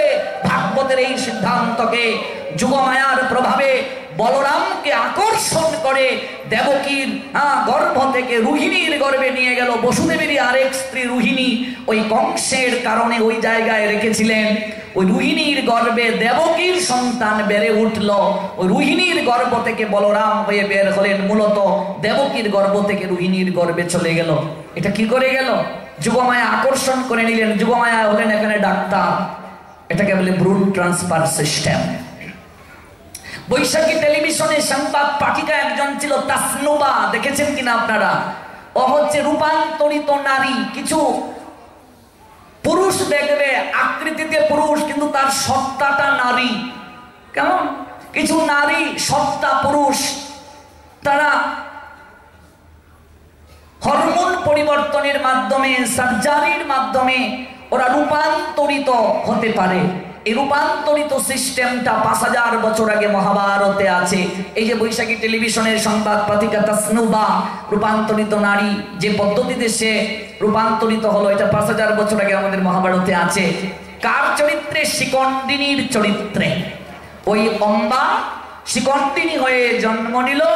শিকণ্ডিনী যদিও নারী, কিন্তু তার ভেতরটা পুরুষের ন্যায়। তার একটাই ইচ্ছে ছিল বিশ্বকে বধ করা। শকুনি বুদ্ধি কাটলো, যুদ্ধে নারীর প্রবেশ অধিকার নিষিদ্ধ, তাই আর শিকণ্ডিনী যেতে পারলো না। পরবর্তীতে দক্ষ মহারাজের কাছে গিয়ে সে শিকণ্ডিনী থেকে শিকণ্ডী হয়েছিল। এটাকে বলে ট্রান্সফার সিস্টেম, মানে কি হরমোন ট্রান্সফার সিস্টেম, যাকে বলে রূপান্তকরণ। ভাবা যায়, কল্পনা করা যায়? এবার আসুন, টেস্ট টিউব পদ্ধতিতে যারা বাচ্চা উৎপাদন করে, এটাও আমার মহাভারত থেকে নেয়া। গান্ধারী একটা বাঙালি মেয়ে, তার বাড়ি হলো আফগানিস্তান। বর্তমান যেটি আফগানিস্তান, এটি হলো গান্ধার রাজ্য। সুবলের কন্যা একটা বাঙালি মেয়ে কোনোদিন 101টা বাচ্চা প্রসব করতে পারবে না, বিজ্ঞান সমর্থন করে না। তাহলে গান্ধারীর 101টা বাচ্চা কি করে হলো? This is fable story? Of course not. তাহলে এটার দার্শনিক কি ব্যাখ্যা আছে? গান্ধারী 101টা বাচ্চা প্রসব করেননি, একটা মাংস পিণ্ড প্রসব করেছেন, বীজ প্রসব করেছেন। কৃষ্ণদ্বৈপায়ন বেদব্যাস প্রক্রিয়াকরণের মাধ্যমে এ থেকে সন্তানের জন্মদান করেছেন। ঘৃত কলসের মাঝে রেখে প্রক্রিয়াকরণ করেছেন বিভিন্ন বনজ ঔষধ দ্বারা। বর্তমানে যেমন টেস্ট টিউবের মাধ্যমে সন্তান উৎপাদন করা হয়, এটাকে বলে টেস্ট টিউব সিস্টেম। ভাবা যায়, কল্পনা করা যায়? এভাবে আমি হাজার হাজার হাজার দৃষ্টান্ত দিতে পারবো, যা আপনি কল্পনাও করতে পারবেন না। আমরা কেবল লীলা শুনি, আমরা আমাদের ধর্মের প্রেক্ষাপট বুঝি না। আমাদের ধর্ম যে কত উন্নত, আমাদের ধর্মের যে কতটা দার্শনিক ভিত্তি আছে, বিজ্ঞানের সঙ্গে সমন্বয় আছে, আমরা এগুলো জানার চেষ্টা করি না, আমরা এগুলো বোঝার চেষ্টা করি না। দর্শন শাস্ত্র বুঝতে গেলে একটু জ্ঞান দরকার। কেউ ভাগবত যদি ব্যাখ্যা করে, হুট করে রাধাকৃষ্ণের লীলায় যায় চলে। কেন? এর আগে যে এতগুলো সাপ্তাহ, এগুলো কেন ব্যাখ্যা করে না? কারণ এগুলো ব্যাখ্যা করতে গেলে নিজেকেও একটু বুঝতে হবে আর দর্শকদেরকেও বোঝাতে হবে। এই জন্য হুট করে রাধাকৃষ্ণের লীলা, আর তারপর একটু কান্নাকাটি করে চলে গেল, বা পাঠ খুব ভালো হয়েছে, খুব ভালো হয়েছে, খুব ভালো হয়েছে। বুঝলে কি জানলে? এই জন্য তত্ত্ব কথার খুব দরকার জগতে। নিজেকে জানতে গেলে সাধক গভীর হয়ে যায়, একমাত্র তখন তার অন্তর দিকে দৃষ্টি থাকে। এই জন্য চোখ বন্ধ, চোখ বন্ধ থেকে হৃদয়েশকে দর্শন করা যায়। ওই হৃদয়ে মাঝে ভগবানকে যেদিন স্থাপন করবে, এদিন বাহ্যিকভাবে তিনি চলে গেলেও কেউ তাকে ছাড়িয়ে নিতে পারবে না। তার প্রমাণ বিল্বমঙ্গল ঠাকুর। ওই বিল্বমঙ্গল ঠাকুর যখন চিন্তামণি বেশ্যার রূপে গুণে মোহিত হয়ে বেশ্যালয়ে সব সময় পড়ে থাকতেন, তার বাবা বিল্বমঙ্গলকে জড়িয়ে ধরে কেঁদে কেঁদে একদিন বলেছেন, বাবারে, পুত্র মূত্র একই জায়গা থেকে নির্গত হয়, সেই পুত্র মূত্র তুল্য যে পিতার মুখে কালিমা লেপন করে বংশের মর্যাদা নষ্ট করে, পুত্র মূত্র এক জায়গা থেকে বের হয়। তুই আমার মূত্র তুল্য পুত্র, তুই ব্রাহ্মণীর পুত্র হয়ে বেশ্যালয়ে পড়ে থাকিস। গায়ত্রী পর্যন্ত ভুলে গিয়েছিস। ব্রাহ্মণ বাপের নাম ভুলে যাবে, গায়ত্রী ভুলবে না। যে পুত্র পিতাকে উদ্ধার করার শক্তি রাখে না, পুত নামক নরক থেকে পিণ্ডদানের মাধ্যমে, সে পুত্র বলে গণ্য নয়। তুই একদিন হয়তো পরিবর্তন হবে, কিন্তু সেদিন আমি আর জগতে থাকবো না। চিন্তায় বিছানায় পড়ে গেলেন বিল্বমঙ্গলের পিতা। এক সময় মৃত্যু মুখে শায়িত হলেন, মরে গেলেন তিনি। 10টা দিন অশৌচ পালন করবেন। চিন্তামণি তাকে বলে দিয়েছে, ঠাকুর, এই 10 দিন তুমি আমার কাছে এসো না, দুহাই তোমার কাছে, তুমি এই 10টা দিন কঠোর সংযম পালন করে পিণ্ডদান করবে। আমি বেশ্যা হতে পারি, কিন্তু এতটা পাপ কার্য অধর্ম আমি করতে পারবো না। এবার একটা প্রশ্ন আসতে পারে, গোষ্ঠীর কেউ মারা গেলে এই যে তার ছেলেরা সুখ চিহ্ন ধারণ করে, এটার পিছনে কারণ কি বলেন? গোষ্ঠীর সবাই সংযম জীবন যাপন করে, তার পিছনে কারণ কি? নিরামিষ কেন খায়? যদিও নিরামিষ বলে কোনো শব্দ নাই শাস্ত্রে। শাস্ত্রে 3 প্রকার আহারের কথা বলা হয়েছে, সাত্ত্বিক, রাজসিক, তামসিক। আমরা যারা ভক্ত হওয়ার চেষ্টা করছি, আমরা কি নিরামিষ খাই না? না প্রসাদ খাই মা? আমাদের প্রভুপাদ বলছেন আমরা নিরামিষ বুঝি না। আমরা কি? আমরা যা আহার করি ভগবানকে দিয়ে আহার করি, যা ভগবানকে দেয়া যায় না আমরা তা গ্রহণ করি। নিরামিষ হলেও আমরা গ্রহণ করি না। প্রসাদ ভগবানকে নিবেদন করে গ্রহণ করতে হবে। আপনি জল খাবেন, সেটিও ভগবানকে নিবেদন করে গ্রহণ করতে হবে। একজন লোক সুখ চিহ্ন ধারণ করছে, ধরার চিহ্ন ধারণ করছে, সে কারণটা কি? এই গলার মাঝে একটা সুখ চিহ্ন ধারণ করলো, আর তখন আমরা বলি এই সাবধান সাবধান, তাকে ছুঁয়ো না ছুঁয়ো না ছুঁয়ো না, সে ধরার চিহ্ন ধারণ করেছে। উল্টো আমরা তাকে মনে করি অশৌচ। অথচ ওই লোকটা হলো পবিত্র, ওই লোকটা অন্য কাউকে স্পর্শ করবে না। এই লোকটা ব্রহ্মচর্য ব্রত পালনের সিদ্ধান্ত নিয়েছে। পিণ্ড দানের আগে যদি কোনো কারণে তার বীর্য স্খলন হয়ে যায়, তাহলে সে পিতার পিণ্ড দানের যোগ্যতা থেকে বঞ্চিত হয়ে যাবে, তার দ্বারা আর পিতৃকার্য হবে না। এই জন্য সে উত্তেজিত আহার করে না, ফলমূল খেয়ে থাকে, নতুবা হবিষণ্য খেয়ে থাকে, আলাদা শয়ন করে, এমনকি স্নানের পর ভেজা কাপড়ে থাকে এই শরীরটা শীতল থাকার জন্য। মূলত একটাই কারণ, বীর্য ধারণ। এটাকে ব্রহ্মচর্য ব্রত বলে। পিতার পিণ্ডদান কার্যের আগে তার শরীরকে সে পবিত্র রাখে। গোষ্ঠীর সবাই সাত্ত্বিক আহার গ্রহণ করে, সংযম জীবন যাপন করে। সাত্ত্বিক আহার ইন্দ্রিয়কে অনেকটা সংযম রাখে। কারণটা কি? ওই শ্রাদ্ধ বাসরে ওরা প্রাণ ভরে সাত্ত্বিক দেহে সাত্ত্বিক মনে ওরা ভগবানের কাছে প্রার্থনা করবে, পরলোকগত আত্মার শান্তি কামনা করবে। আসল তত্ত্ব না জেনে কয়দিন খাইমু নিরামিষ, শ্রাদ্ধ কয়দিন হবো, এই নিয়ে মারামারি। কয় সিঁড়ি, 6 সিঁড়ি না 7 সিঁড়ি, আর ভালো লাগে না নিরামিষ খাওন। 2 দিন পরে পরে গোষ্ঠীর কেউ মরে, আর ভালো লাগে না। এইটা নিয়ে আমরা ব্যস্ত আছি। কিন্তু কেন এগুলো গ্রহণ করছি কেউ জানতে চায় না, বুঝতে চায় না, উপলব্ধি করতে চায় না। স্ত্রী সঙ্গম নিষিদ্ধ এই সময়টাতে, গোষ্ঠীর সবাই সাত্ত্বিক আহার করছে।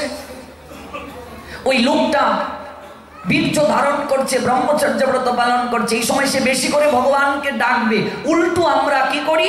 এই সময় ভগবানের সেবা পূজা বন্ধ, ভগবানকে আমরা হোম কোয়ারেন্টিনে পাঠিয়ে দেই, ভগবানের ঘর লকডাউন, আর কারো কারো ঠাকুর আইসোলেশনে চলে যায়।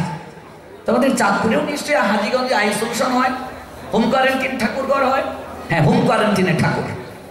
আমি এক জায়গায় গেলাম পাঠে, সেখানে একজন বলছে বাবা বাবা আমাদের ঘরে একটু আসবেন, আপনার পাঠ অনলাইনে দেখি, একটু আসতে হবে। তাই বললাম মা এত আগ্রহ যে, আমার একটা সুসংবাদ আছে। 11 বছর আমি সন্তানহীনা ছিলাম, ভগবানের ঘরে আমি লম্বা হয়ে পড়ে থাকতাম আর কাঁদতাম, মাধব তুমি ছাড়া আমার আর কেউ নাই, অন্তত একটা আমাকে মা ডাকের সুযোগ দাও। 11 বছর পর মাধব আমার দিকে চাইলেন, আমার ছেলে হয়েছে। খুব ভালো, একটু আশীর্বাদ করে যান। ঘরে ঢুকলাম, ঠাকুর ঘর কোন দিকে গো? সাবধান, যাবেন না যাবেন না যাবেন। বললাম কেন? ঠাকুর ঘর তালা মারা। বললাম কেন? বাচ্চা হয়েছে তাই তালা মারা। আমি বললাম বাহ বাহ বাহ। 11 বছর যার চরণে লম্বা হয়ে পড়ে কাঁদলে সন্তান পাওয়ার জন্য, সেই ভগবান 11 বছর পর মুখ তুলে থাকিয়ে তোমাকে সন্তান দিলেন। প্রতিদানে তুমি তার ঘর লকডাউন করে রেখে দিলে। খুব প্রতিদান দিলে মা, তোমার ঘরে অবস্থান করা উচিত নয়। ভগবান যেমন দিতে পারেন, নিতেও জানেন। আমরা ভগবানকে আমাদের ঘরের সদস্য ভাবি না। যেদিন ভগবানকে আপনি আপনার ঘরের সদস্য ভাববেন, যেদিন ভগবানকে আপনি আপনার ঘরে বসিয়েছেন, সেই দিন থেকে ভগবানও আপনার ঘরের একজন সদস্য হয়ে গেলেন। গোষ্ঠীর কেউ মারা গেলে, গোষ্ঠীর কারো বাচ্চা হলে নিত্যকর্ম কোনোদিন বন্ধ হবে না, মনে রাখবেন। নৈমিত্তিক কর্ম বন্ধ হবে, নিত্যকর্ম বন্ধ হবে না। নৈমিত্তিক কর্ম কি? মনে করুন গোষ্ঠীর কেউ মারা গেছে, একটা বিবাহের তারিখ পড়েছে, বিবাহ হবে না। কালী পূজা, শ্যামা পূজা, দুর্গা পূজা, যে কোনো পূজা পড়ে গেছে, হবে না। কিন্তু নিত্যকর্ম বন্ধ করা যাবে না, নিত্যকর্ম চলবে। ভগবানের নিত্য সেবা, ঠাকুর আমার ঘরের সদস্য, এটা বন্ধ হবে না। সন্ধ্যান্নিক বন্ধ হবে না, হরিনাম বন্ধ হবে না, সিঁদুর বন্ধ হবে না, তিলক বন্ধ হবে না, গীতা পাঠ বন্ধ হবে না। ভগবান আমার ঘরের সদস্য। নৈমিত্তিক কর্ম বন্ধ হবে, নিত্য কর্ম বন্ধ হবে না। আমরা ভগবানের ঘরটাকে বন্ধ করে দেই। গোষ্ঠীর কেউ মারা গেল, আমরা টিভি দেখছি কি দেখছি না গো? না, গোষ্ঠীর কেউ মারা গেছে, টিভি দেখা, সিরিয়াল দেখা বন্ধ, চলছে। ব্যবসায়ী কি ব্যবসা প্রতিষ্ঠানে গিয়ে বসে না? ব্যবসা কি বন্ধ? লাল বাতি জ্বলবে ব্যবসায়, ব্যবসাও চলছে। মার্কেটিং বন্ধ, মোবাইলে কথা বলা বন্ধ, আমার বয়সী ছেলেরা প্রেম করা বন্ধ। যে দেখো তোমার সঙ্গে এই কয়টা দিন কথা বলতে পারবো না, আমাদের অসৌচ চলছে। মাইলে নেউড়ার ঘরে মাইলে নেউড়া, তুই কোন ফুরির লোকে টাঙ্কি মারস, তুই আমার লোকে মারতে না। প্রেম টিকতো না, তাইলে প্রেমও চলছে, টিভি দেখাও চলছে, ব্যবসাও চলছে, চাকুরিও চলছে। খাবার দাবার কি বন্ধ গো মা? দেখবে যদি মা মারা যায়, 4 বোন দেখবে একটু একটু একটু কান্নাকাটি করবে, আবার খাবে, তারপর আবার কান্নাকাটি করবে। আসছে বড় বোন, ও বড়দি রে, খানলো, খাইন্ডা পরে আবার খাইলো, একটু পরে মেজ দিয়ে আইছে, ও মেজ দি রে, না কান্না বন্ধ? যে মা মারা গেছে, আমরা খাবার দাবার গ্রহণ করবো না, শুধু কাঁদবো। খাবার চলছে, মানে আমার খাবারও চলছে, চাকরি ব্যবসা বাণিজ্য সব চলছে। আর ঠাকুরকে বলছি তুই না খেয়ে থাক, তোর অসৌচ, তুই না খেয়ে থাক, যা, তুই না খেয়ে থাক, না খেয়ে থাক, তুই না খেয়ে থাক, আমি সব করবো, তুই না খেয়ে থাক। বিবেককে প্রশ্ন করুন তো, শাস্ত্রের শ্লোক পরে আপনার বিবেক কি বলছে এই মুহূর্তে বলুন। সম্বন্ধ করিয়া ভজে কৃষ্ণ তারে নাহিতে যে, বাকি সব মরে অকারণ। আপনি আপনার ঘরে ভগবানকে বসালেন, তার সঙ্গে আপনার সম্বন্ধটা কি? তার সঙ্গে কি আপনার দাস্য সম্বন্ধ? তাহলে প্রভু, আপনি তার সেবক। তার সঙ্গে কি সখ্য সম্পর্ক? তাহলে তিনি আপনার বন্ধু। তার সঙ্গে কি বাৎসল্য সম্পর্ক? তাহলে তিনি আপনার সন্তান। তার সঙ্গে কি মধুর সম্পর্ক? তাহলে তিনি আপনার পতি। আপনি আপনার সন্তানকে না খাইয়ে রাখেন? কোনো মা বাবার 2টা সন্তানের মাঝে একটা সন্তান মারা গেল, সেই মা বাবা কি আরেকটা সন্তানকে না খাইয়ে রাখবে? তার মানে আমি ভগবানের সঙ্গে আজও সম্বন্ধ স্থাপন করতেই পারি নাই। এটি হচ্ছে মূল কথা। যদি আমি সম্বন্ধ স্থাপন করতে পারতাম, তাহলে এই কার্য হতো না।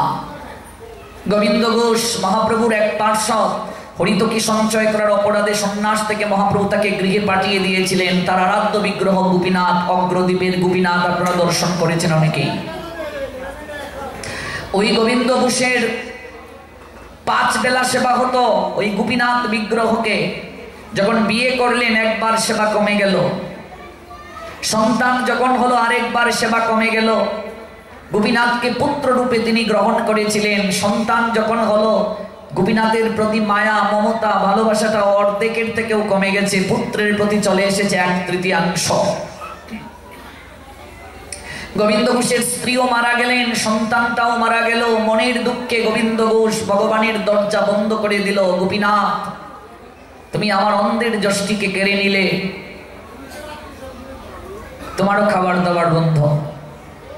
রাত্রিবেলা স্বপ্নে দর্শন দিলেন গোপীনাথ, হে গোবিন্দ, ঘুমিয়ে গেলি? আমি তো পুত্র সুখে ঘুমাইনি। তুমি ঘুমাও নাই? কি করে ঘুমাবো গোবিন্দ? পেটে যদি কারো ক্ষুধা থাকে, চোখে কি ঘুম আসে? তোকে একটা প্রশ্ন করি গোবিন্দ, কোনো বাবার যদি 2টা ছেলে থাকে, একটা ছেলে মারা গেলে কি আরেকটা ছেলেকে সেই বাবা না খাইয়ে রাখে?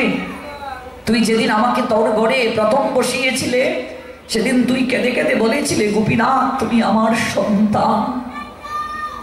যেদিন তোর কুল আলু করে পুত্র এলো, সেদিনও তুই পুত্রটাকে আমার সামনে নিয়ে বলেছিলে, গোপীনাথ তুমি আমার জ্যেষ্ঠ পুত্র, আর এই তোমার ভাই গুড়াচাঁদ, তোমার ভাই।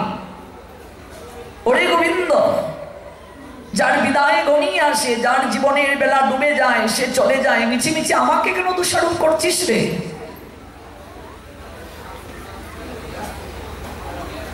তুই যে আমায় না খেয়ে রাখছিস, আমার বুঝি কষ্ট হয় না, ক্ষুধা পায় না, তৃষ্ণা পায় না? তুমি আমার পুত্র, আমি যদি মারা যাই তুমি আমার শেষ কার্য করবে, একবার ভেবে দেখ করি কিনা। গোবিন্দ ঘোষ তখনই ঘুম থেকে উঠে ভগবানের সেবা কার্য আবার দিতে শুরু করলেন।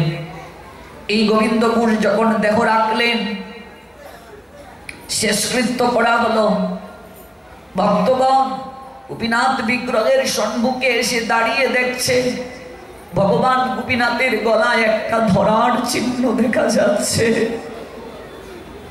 ভগবান গোপীনাথ জগৎজীবকে দেখাচ্ছেন, দেখো দেখো দেখো, আমার পিতা গোবিন্দ ঘোষ যে আমাকে পুত্র জ্ঞান করে এই সংসারে সে আমাকে আশ্রয় দান করেছিল, আজকে সেই ইহজগতের মায়া কাটিয়ে পরম ধামে গমন করেছে।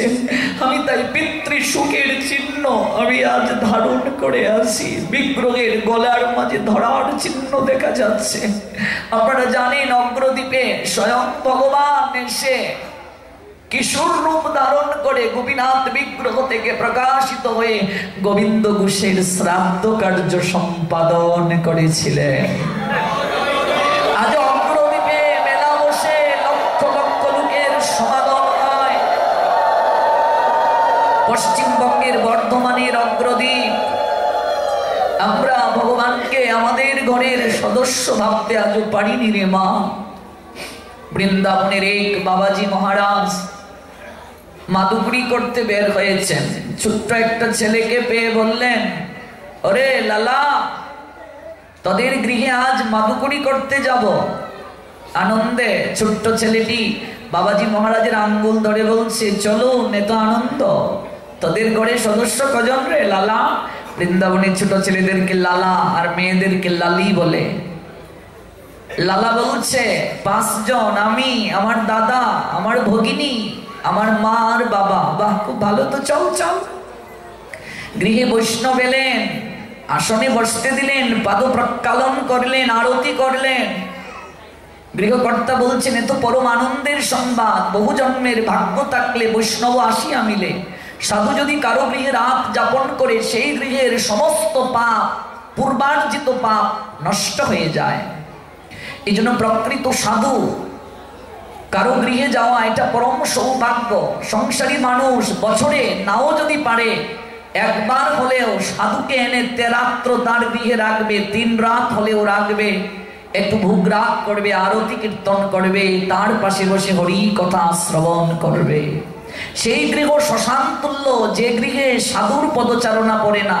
আজকাল আমাদের বিশাল অট্টালিকা আছে, ভগবান থাকার জায়গা নাই, সাধু থাকার জায়গা নাই, সাধুকে কেউ রাখতে চায় না।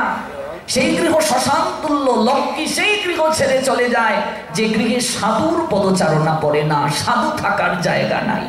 আমাদের বাথরুম টয়লেটটা যত উন্নত, ভগবানের ঘরটাও আমাদের তত উন্নত না। এটা আমাদের জীবনে দুর্ভাগ্য, এটি আমাদের জীবনে সবচেয়ে বড় দুর্ভাগ্য। 5 তলার উপরে ঠাকুর এক জায়গায় গিয়েছি, গৃহকর্তা আমাকে বলছেন ঠাকুর দর্শন করবেন না? আমি বলছি চলুন। এবার 5 তলার উপরে উনি এরকম করছেন। আমি বললাম বাবা, বলছি এই 7 মাসে ঠাকুর দর্শন করলাম। আমি বলছি বাহ, 7 মাসে আপনি যাকে দর্শন করলেন তার সঙ্গে আপনার সম্পর্কটা কেমন? 7 মাস পরে যদি আপনার একই ঘরে আপনি থাকেন, 7 মাস পরে তার সঙ্গে যদি আপনার কথা হয়, দেখা হয়, সম্পর্কটা কেমন? কায়া দেখলে মায়া বাড়ে। ঠাকুর 5 তলার উপরে। ভগবান কোথায় বসবেন? আমি ঘর তৈরি করার সময় আগে আমাকে চিন্তা করতে হবে আমার ভগবান কোথায় বসবেন, যেন ঘরে ঢুকে আমি ভগবান দর্শন করতে পারি, ঘর থেকে যাওয়ার সময় যেন আমি ভগবান দর্শন করতে পারি।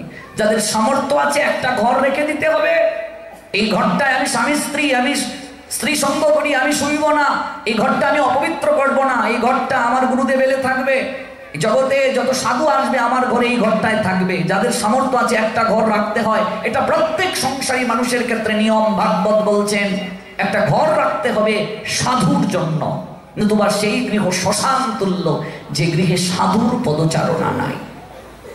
লক্ষ্মী সেই গৃহে থাকতে পারে না।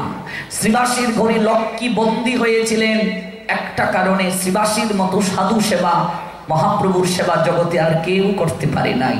যে কারণে মহাপ্রভু বলেছিলেন, যেখানেই আঙ্গিনা সাজবে সংকীর্তন যজ্ঞের, এই আঙ্গিনা হবে শ্রীবাসের নামে, শ্রীবাস আঙ্গিনা।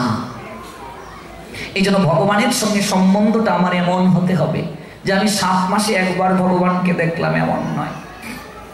ভারতের কোনো এক জায়গায় আমি গেলাম, একটা বাড়িতে উনি বলছেন আমাদের এখানে এসে আপনি থাকবেন, এই দেখুন 3টা রুম ফাঁকা, আমার একটা মাত্র ছেলে, আমার আর কেউ নেই, আপনি এসে থাকবেন, আপনার পাঠ আমার খুব ভালো লাগে। বললাম, মা তোমাদের ভগবানের ঘর কোথায়? এবার ভগবানের ঘর ওই সিঁড়ি দিয়ে উঠে ব্যালকনির মাঝে ভগবান, ভগবানের থাকার জায়গা নাই, ভগবানের থাকার জায়গা ব্যালকনি, ছোট্ট একটা জায়গা। আমি বললাম, মা তোমার দিকে জল গ্রহণ করা উচিত নয়, বিষয়ীর অন্ন খেলে মলিন হয় মন, অন্ন খাবো দূরের কথা, জল গ্রহণ করা উচিত নয়, মলিন মনে কবু না হয় শ্রীকৃষ্ণের স্মরণ। 3টা ঘর ফাঁকা, মানুষ থাকার জায়গা নাই, 3টা রুমের মাঝে একটা রুমে ভগবান থাকার জায়গা হলো না। যে ভগবান তোমাকে এত কিছু দিলেন, ল্যাংটা হয়ে তুমি এসেছিলে, ল্যাংটা যাবে, কিচ্ছু নিয়ে যেতে পারবে না, ভগবান তোমায় দিলেন, সেই ভগবান থাকার জায়গা হলো না। ভগবানের প্রতিনিধি সাধুদের থাকার জায়গা নাই। কোনো কোনো জায়গায় গেলে পাঠক কোথায় রাখবা গো, সাধু কোথায় রাখবা গো, এই নিয়ে চিন্তা শুরু হয়ে যায় কমিটিদের। সাধুদের রাখার জায়গা নাই। ভিক্ষার সেই গৃহকে, ভিক্ষার সেই অট্টালিকাকে, যে গৃহে সাধু থাকার জায়গা হয় না, কোনোদিন ভগবান সেই গৃহে থাকতে পারেন না, কোনোদিন লক্ষ্মী সেই গৃহে থাকতে পারেন না। জন্মের তরে লক্ষ্মী সেই গৃহ থেকে চলে যান, বিষয় তৃষ্ণা দিয়ে যান, অর্থবিত্ত দেবেন কিন্তু প্রেম দেবেন না। লক্ষ্মী জন্মের তরে প্রেম সম্পদ নিয়ে সেখান থেকে বিদায় নিয়ে চলে যান।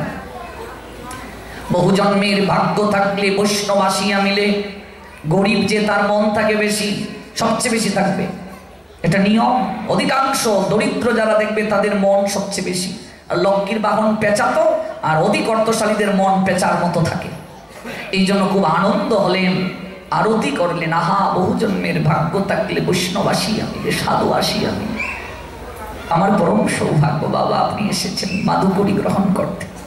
গৃহকর্তাকে বললেন, পরিবারের সদস্য কজন? গৃহকর্তা বললেন 4 জন। বাবাজি মহারাজ অবাক হয়ে বললেন, আপনার লালা বললো 5 জন, আপনি বলছেন 4 জন, কি ব্যাপার? গৃহকর্তা বললেন, লালা তো অঙ্কে কাঁচা, ভালো করে শেখেনি, আমি আমার সহধর্মিনী আর আমার পুত্র, আমার কন্যা, যে লালা নিয়ে এসেছে, এই লালা আর আমার লালি, 4 জন। বাবাজি মহারাজ ছোট্ট লালাকে বললেন যে আঙ্গুল ধরে নিয়ে এলো, লালা তুই না বললে তোর এক দাদা আছে, কোথায় রে? ছোট্ট লালা বাবাজির আঙ্গুলটা ধরে ঠাকুর করে নিয়ে গিয়ে গোপালের আসনের দিকে আঙ্গুলটা ইঙ্গিত দিয়ে বলছে, এই তো আমার দাদা, ওই আসনে বসে আছে, এই তো আমার দাদা। আমার মা ঘুম থেকে উঠে স্নান করে সর্বপ্রথম এই জায়গাটায় খাবার দেয়। আমি একদিন মাকে জড়িয়ে ধরে বলেছিলাম, মা আমি না তোমার লালা, তুমি না আমায় সবচেয়ে ভালোবাসো, তাহলে তুমি আমায় আহার না দিয়ে এখানে কাকে দাও? আমার মা তখন বলেছিলেন, লালা তুই যেমন আমার সন্তান, ওই গোবিন্দ আমার সন্তান, ও তোর দাদা হয়। তোর তো ক্ষুধা লাগলে তুই আমায় বলতে পারিস, ওমা আমার ক্ষুধা লেগেছে, আমায় আহার দাও। তোর তো তৃষ্ণা লাগলে বলতে পারিস, ওমা আমার পিপাসা পেয়েছে, আমি জল পান করবো, আমায় জল দাও। তাহলে দাদা কি কথা বলতে পারে না? আমার মা তখন বলেছিলেন, তোর দাদা আমার বড় সন্তান, কথা বলতে পারে,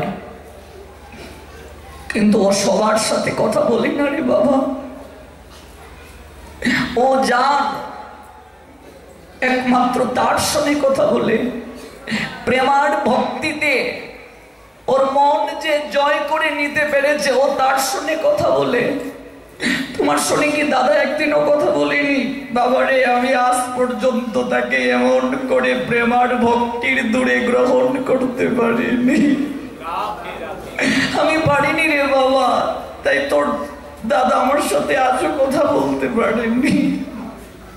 তুই যেখানে যাবি প্রণাম দিয়ে যাবি, দেখবি তোর জীবনে কোনোদিন কোনোদিন তোর জীবনে অঘটন হবে না। তোর দাদা গোবিন্দ নাম, তাকে সবসময় ডাকবি। ও বাবা মহারাজ, আমার মা কি মিথ্যে বলেছেন? বাবাজি মহারাজ লালাকে জড়িয়ে ধরে কেঁদে কেঁদে বলছেন, লালা রে, লালা তুই বয়সে কত ছোট, কিন্তু আমি আজ তোকে প্রণাম দিয়ে তোর একটু চরণের ধুলিকণা গায়ে মাখছি রে। তুই একটিবার আমার বুকে এসে আমার একটু প্রেমালিঙ্গন প্রদান কর।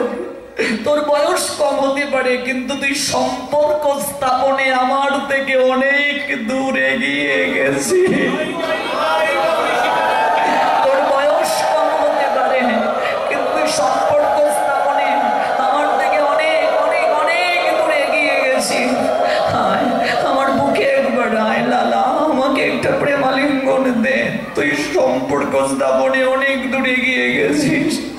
তোর মতো বন্ধের বক্ষ যদি আমার গাত্রে স্পর্শ হয়, আমার জীবন ধন্য হয়ে যাবে রে। ওই ধুলিকণা একটু যদি গায়ে মাখার সৌভাগ্যময়, কত সরল তোর হৃদয়। গোবিন্দকে তুই কতটা আপনার করে নিতে পেরেছিস, নিজের পরিবারের দাদা রূপে গ্রহণ করতে পেরেছিস। আমি তো আজও সেটা পারিনি রে। সম্বন্ধ করিয়া ভজে কৃষ্ণ তারি নাহি তেজে, বাকি সব মরে অকারণ। আমার এমন কেন? আমি সম্বন্ধ স্থাপন করতে পারিনি, আমি অনুভব করতে পারিনি ভগবান আমার ঘরের একজন। কি খেতে দেই ভগবানকে? একটু চিনি, বাতাসা, কলা, কমলা। আর আমার পেট থেকে যে ছেলেটা বের হলো তাকে কি খেতে দেই? 3টা 4টা 5টা আইটেম। তোমার পেট থেকে যে ছেলেটা বের হলো, বেশি দিন নয়, 1 সপ্তাহ কেবল চিনি, মিশ্রি, বাতাসা আর কলা কমলা দিও। ঘরে থাকবে ছেলেটা? ঘরে থাকবে? ঘর থেকে বের হয়ে যাবে, গিয়ে বলবে, ও কাকিমা কি রান্না করেছো? শুধু চিনি, মিশ্রি, বাতাসা, আমি এগুলো খাবো না, মা কিছু দেয় না। তাহলে তোমার ছেলেটা যদি 1 সপ্তাহ চিনি, মিশ্রি, বাতাসা, ফলমূল খেয়ে থাকতে না পারে, ঘর থেকে যদি বের হয়ে যায়, কি করে ভাবলে? অনন্ত কোটি বিশ্ব ব্রহ্মাণ্ডের মালিক ভগবান, যার দয়ায় তুমি বেঁচে আছো, যার কৃপায় তুমি জগতে দাঁড়িয়ে আছো, বসে আছো, কথা বলতে পারছো, সকল কিছু পেয়েছো, ব্যবসা বাণিজ্য চাকুরি, সেই ভগবান তোমার ঘরে চিনি, মিশ্রি, বাতাসা খেয়ে কি করে যুগের পর যুগ আছে? একবার ভেবে দেখো, কোনো দিন থাকতে পারে না, পারে না, পারে না। প্রেমার ভক্তি যদি আমার থাকতো, আমি অনুভব করতাম। কখনই অনুভব হবে আমার গরম লাগে, আমার এসি দরকার, ভগবানেরও এসি দরকার। আমার ফ্যান লাগছে, ভগবানেরও লাগবে। আমার ঠান্ডা লাগছে, আমার গোবিন্দেরও ঠান্ডা লাগছে। এটা হলো সম্পর্ক। ওই সম্পর্ক যেদিন হয়ে যাবে, গোষ্ঠীর কেউ মারা গেলে, বাচ্চা হলে, আর আমার ঘরের ঠাকুর উপবাস থাকবে না। শ্রীবাসীর পুত্র মরে গেল সংকীর্তন যজ্ঞে, শ্রীবাস সংকীর্তন বন্ধ করেননি। মালিনীকে বলেছিলেন, যদি কাঁদতে হয় কাপড়টা গুজে কাঁদো। তোমার ক্রন্দনের ধ্বনি যদি আমার গৌর হরির কর্ণে যায়, কীর্তন যদি বন্ধ হয়ে যায়, আমি গলায় কলসি বেঁধে সুরধ্বনি গঙ্গায় ডুবে মরব। তুমি কেমন গো? আমার একটা ছেলে মরে গেছে, তুমি বলছো আমি কাঁদবো না? তুমি কেমন পিতা, নির্দয় কোথাকার? আমি কাঁদবো না। কাঁদতে হলে তুমি মুখে কাপড় কুচে কাঁদো। কতটা ভালোবাসতেন মহাপ্রভুকে শ্রীবাস। পুত্র মরে গেছে, বলছেন কাঁদতে গেলে কাপড় মুখে গুজে কাঁদো। আমরা তো কোটি গুণের 1 গুণ ভগবানকে ভালোবাসতে পারিনি। কাঁদতে গেলে কাপড় গুজে কাঁদো, তোমার কান্নার ধ্বনি যেন গৌর হরির কানে না যায়। মালিনী কাপড়টা মুখের মাঝে গুজে কান্না করছেন। শ্রীবাস গৌর হরির সঙ্গে পুত্র মরে গেছে, এরপরও তিনি সংকীর্তন যজ্ঞে শ্রীবাসাঙ্গিনায় নৃত্য করছেন। কতটা ভালোবাসেন, কিন্তু আনন্দ নেই গৌর হরির মনে। ও শ্রীবাস, আজকে কীর্তনে আনন্দ নেই কেন? কারণ আয়োজনকারী ভক্তের মন যদি ভালো না থাকে, আনন্দ হবে না। গৌরহরি অন্দর মহলের দিকে যাচ্ছেন। মালিনী কি হয়েছে? সঙ্গে সঙ্গে হাউমাউ করে কেঁদে উঠলেন মালিনী। গৌরহরি, জগতের লোক তোমাকে অবতার বলে, কেউ বলে তুমি ভগবান। তুমি আমার গৃহে আছো, আমার পুত্র মরে গেল, আজ থেকে আমাকে মা বলে কে ডাকবে? জগৎ জীব কলঙ্ক দেবে, তোমার নাম করার কি এই পরিণতি? গৌরহরি বলছেন, মালিনী তুমি কি তোমার পুত্রকে আবার ফিরে পেতে চাও? কে চায় না তার হারানো পুত্র আবার মা বলে ডাকুক, মায়ের কুলে ফিরে আসুক? আমিও চাই। গৌরহরি আলতো করে পরশ বুলিয়ে দিলেন শ্রীবাসের পুত্রের ললাটে। সঙ্গে সঙ্গে শ্রীবাসের পুত্র চোখটা মেলে তাকালেন। মায়ের দিকে তাকাননি, সর্বপ্রথম তাকিয়েছেন গৌরহরির দিকে। তাকিয়ে বলছেন, গৌরহরি, এই ত্রিতাপ যন্ত্রণা বুঝি সংসারে আমার এখনো দূর হয়নি? আমি এত আনন্দ লুকেছিলাম, ওই জায়গা থেকে তুমি আমাকে আবার নিয়ে এলে এই যন্ত্রণার সংসার কারাগারে। তোমার বুঝি যন্ত্রণার কোনো অবসান হয়নি? পুত্র, তোমার মা যে কাঁদছে তোমার জন্য। মায়ের দিকে তাকিয়ে শ্রীবাসের পুত্র বলছেন, মা গো, মা, সংসারে পুত্রই কার, কন্যাই কার, যার বিদায়ে ঘন্টা বেজে যায় তাকে কেউ ধরে রাখতে পারে না। আমার ডাক এসে গেছে, আয়ু শেষ, তাই তো আমি চলে গিয়েছি। তুমি মিছে মিছে কেন আমার জন্য ক্রন্দন করছো? মা গো, মরতে তো একদিন হবেই। কজনের এমন সৌভাগ্যময় হরিনাম শ্রবণ করতে করতে সংকীর্তন যজ্ঞে দেহ রাখার সৌভাগ্য কজনের হয়? মা, রাস্তায় কত মানুষ মরে থাকে, গাড়ির সঙ্গে পিষে মরে যায়, মৃত্যুকালে এক ফোঁটা জলও পায় না। নৌকা ডুবে, লঞ্চ ডুবে কত লোক মরে যায়, স্বজনের বদন পর্যন্ত দর্শনের সুযোগ হয় না। কতজন স্বজনের মাঝে মরে, মুখ দিয়ে ফেনা বের হয়, বিবর্ণ হয়ে যায়, যমদূতের দর্শনে মলমূত্র ত্যাগ করে। সেই তো সৌভাগ্যবতী, সৌভাগ্যবান, যার এই দেহটা সংসারে অচল হয়নি, সুস্থ শরীরে ভগবানের নাম নিয়ে জগৎ থেকে যে যেতে পারে, তার মতো সৌভাগ্যবতী, সৌভাগ্যবান জগতে কে আছে রে মা? সংসার কত বিচিত্র বুঝবে রে মা। যদি 3টা দিন বিছানায় পড়ে যাও, দেখবে সংসার কত যন্ত্রণাময়। কদিন টানবে তোমার পুত্রবধূ? কদিন টানবে তোমার পুত্র? প্রার্থনা জানিয়ে যাও ভাগবতের চরণে, ঠাকুর সুস্থ শরীরে রথ যেন অচল না হয়, তোমার নামটা নিয়ে যেন জগৎ থেকে যেতে পারি গোবিন্দ। এজন্যই নাম আবাস এবং অভ্যাস করতে হবে, জপমালা নিতে হবে, প্রতিদিন হরিনাম করতে হবে, যেন মৃত্যুকালে হরিনামের চিন্তা আসে। তা না হলে হবে না। কজনের সৌভাগ্য হয় মা? মাগো, যদি কাঁদতে হয় তুমি আমার নাম ধরে আর কেঁদো না। আমার নামে কাঁদলে তুমি আমায় পাবে না। তুমি জানো না মা, এই শ্রীবাসাঙ্গিনায় সংকীর্তন যজ্ঞে যিনি আছেন স্বয়ং দাঁড়িয়ে, তিনি ভব নদীর ঘাটের মাঝি গৌরাঙ্গ সুন্দর। যদি কাঁদতে হয় গৌর বলে কাঁদো, যদি কাঁদতে হয় নিতাই বলে কাঁদো, তোমার জীবন ধন্য হয়ে যাবে। দেখবে পার ঘাটে হাতে বইটা নিয়ে ভব নদী ঘাটের মাঝি নদী আবিহারী গৌরাঙ্গ সুন্দর দাঁড়িয়ে থাকবে তোমাকে চরণ তরিতে তুলে নেওয়ার জন্য। এই বলে শ্রীবাসীর পুত্র আবার ঢলে পড়লেন। ছেলেটা মরে গেল, মহাপ্রভু কীর্তন বন্ধ করলেন না। সম্পর্ক কাকে বলে দেখো, প্রেম কাকে বলে দেখো ভগবানের প্রতি, ভক্তি কাকে বলে দেখো ভগবানের প্রতি। এই জন্য তার নামে শ্রীবাস আঙ্গিনা এমনিতেই হয় নাই, এমনিতেই হয়নি। ভাগবত বলছেন, আমি আমার স্বামীকে যতটা ভালোবাসি তার থেকে কোটি গুণ ভালোবাসা ভগবানকে দিতে হবে। আমি আমার পুত্রকে যতটা ভালোবাসি তার থেকে কোটি গুণ ভালোবাসা ভগবানকে দিতে হবে। আমি আমার সন্তানকে যতটা ভালোবাসি তার থেকে কোটি গুণের 1 গুণও ভালোবাসা আমি ভগবানকে দেই নাই, তাহলে আমার দুঃখ কি করে দূর হবে? মথুরার হাট থেকে নন্দ মহারাজ ফিরলেন। যশোদা চাতক পাখির মতো অপেক্ষা করছেন, এই বুঝি গোপালকে নিয়ে নন্দ পিতা ফিরবেন। কালী হাতে ফিরলেন নন্দ মহারাজ। যশোদা কাছে গিয়ে বললেন, ওগো তুমি একা এলে যে, আমার গোপাল কোথায়? নিয়ে আসনি, আমি বাঁচবো না গো।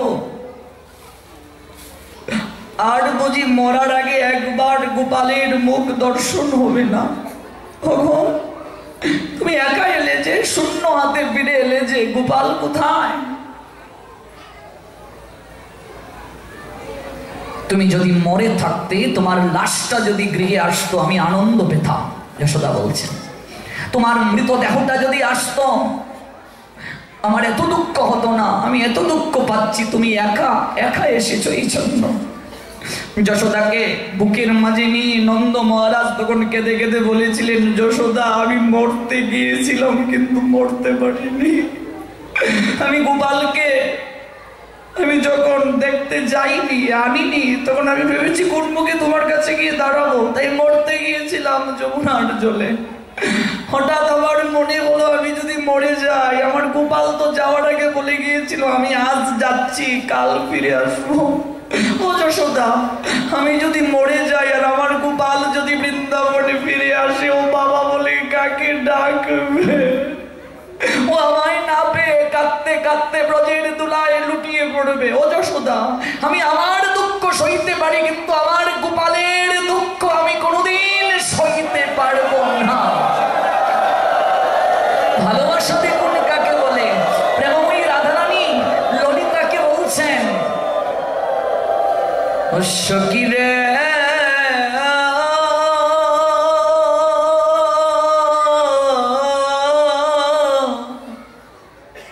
মরিব মরিব সখী,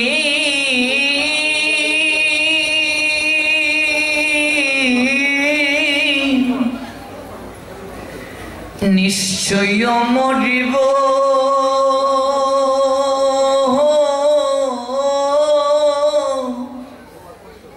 কানু হেন গুণ নিদে আমি কারে দিয়া যাব। আমি তো মরে যাব, আমি মরতে চাই রে ললিতা, আমি মরতে চাই। এই বিরহ আমি আর সহ্য করতে পারছি না রে। কিন্তু জানিস, ওই মরতে গিয়ে আমার হৃদয় মাঝে যখন ওই ভাবনাটা আসে, আমার প্রাণ বধূয়া যাওয়ার সময় বলে গিয়েছিল, ও রাইদনি আমি আজ যাচ্ছি, কাল ফিরে আসবো। আশারূপ অর্গল দিয়ে দরজাটা বন্ধ করে দিয়ে গেছে রে ললিতা। জগতে কাউকে আশা দেওয়ার মতো দুঃখ আর কিছু হতে পারে না রে ললিতা। আমি মরতে চাই, কিন্তু আমি মরতে গিয়ে ভাবি, আমি যদি মরে যাই, আমার প্রাণ বধূয়া যদি ব্রজে ফিরে আসে, তার সেবাটা কে করবে? দেখো মা রাধারানী কতটা ভালোবেসেছেন। তিনি মরতে গিয়ে নিজের চিন্তা করছেন না, গোবিন্দের চিন্তা করছেন, গোবিন্দের সেবাটা কে করবে। সখীরে আমার কানু কে করে আমি দিয়া যাব, কানু হেন গুণ নিধি কারে দিয়া যাব। কাকে দিয়ে যাব? মরতে গিয়ে বলছেন, আমার গুণনিধি কানুকে আমি কার কাছে দিয়ে যাব, কে সেবা করবে? ভালোবাসা কাকে বলে দেখুন, প্রেম কাকে বলে দেখুন। মরতে গিয়েও মরতে পারছেন না। আকাশে কালো মেঘ ভাসছে, কালো মেঘকে উনি তাকিয়ে দেখছেন, ওই আমার আমার কালু সোনা মনে হচ্ছে।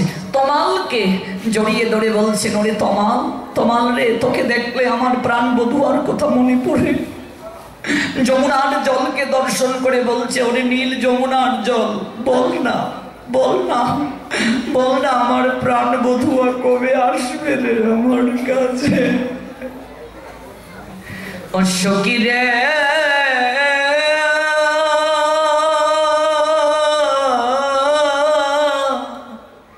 কি দিয়া বান্ধিল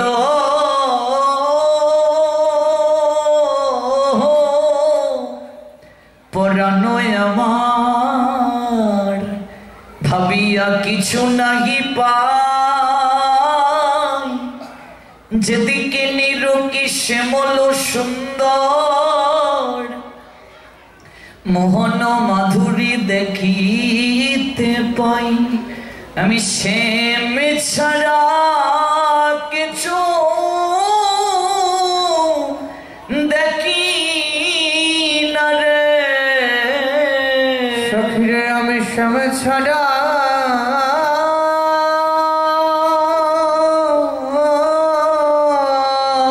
একটু বাড়িয়ে দাও, কিছু দেখি না রে। তাই ললিতাকে জড়িয়ে ধরে বলছেন, সখী ধরো গো আমায়, কৃষ্ণ এই বিরহ অনলে আমি আর অঙ্গ ধরে রাখতে পারছি না, আমায় একবার জড়িয়ে ধর ললিতা। সখী ধর গো আমায়। সম্বন্ধ বোঝাতে আমি এই কথাগুলো বলছি, সম্পর্ক কাকে বলে দেখুন। কৃষ্ণ অনুরাগে বুঝি আমার প্রাণ যায়, প্রাণ সখী রে,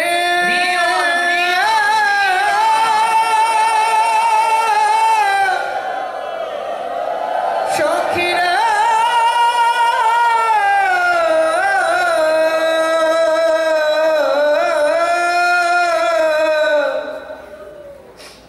ওরে ললিতা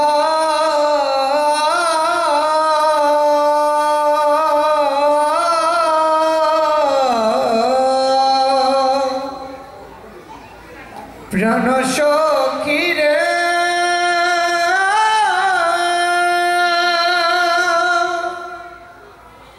সেদিন আমার অন্তিম কালে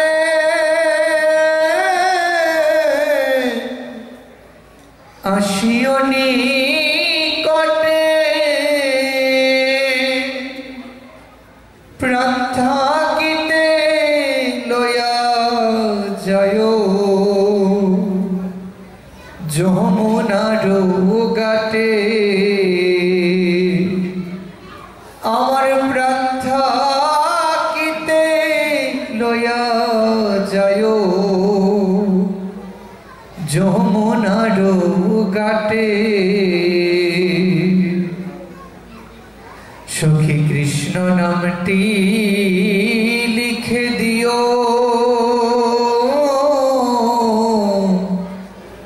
গঙ্গা মৃত্তিকায়,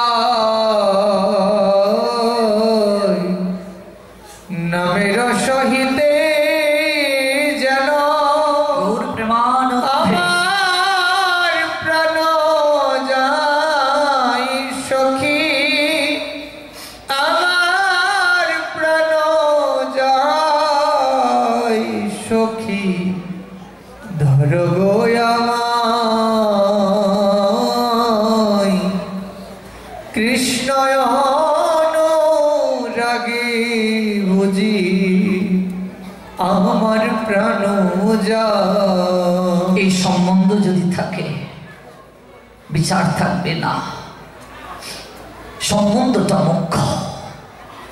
কবে আমি সেই সম্বন্ধ স্থাপন করতে পারবো, কবে আমার সেদিন হবে গো। ভগবানকে তো ঘরে বসিয়ে রেখেছি, আর একটু ঘন্টা নাড়াই, কিন্তু সম্পর্ক স্থাপন তো হলো না, ভালো তাকে বাসা হলো না। জীবনের বেলা পূর্ব গগন থেকে পশ্চিম গগনে ঢলে পড়লো, আজও তার সঙ্গে সম্বন্ধ হলো না। গুরুদেব দীক্ষা দিলেন, শুধু হরিনাম করলাম, জপমালা নিয়ে দৌড়লাম, সম্বন্ধ হলো না। ওই নামের দ্বারা নামীর বন্ধন হলো না, তার কাছে যাওয়া হলো না। প্রত্যেক কার্তিক দামোদর মাসে প্রদীপ প্রজ্বলন করি, উদুকলে গোপাল বাঁধা, যশোদা বেঁধেছেন, ছবিটার দিকে তাকাই, কিন্তু অনুভব হয় না। ওই দামোদর গোপাল বলছেন, আমার মা যশোদা বাৎসল্য প্রেমের দড়ি দ্বারা আমায় বেঁধেছে, তুমি কবে আমায় তোমার প্রেমের দড়ি দ্বারা বাঁধবে? এই অনুভব না এলে কার্তিক মাস পালন করে কি লাভ হবে? এই অনুভব যদি না আসে, কবে আমি বাঁধবো তাকে প্রেমের দড়ি দ্বারা? কই শান্তির প্রস্তাবে গোবিন্দ গেলেন দুর্যোধন, লোহার শিকল আনলো তাকে বাঁধার জন্য, বাঁধতে পারলো না।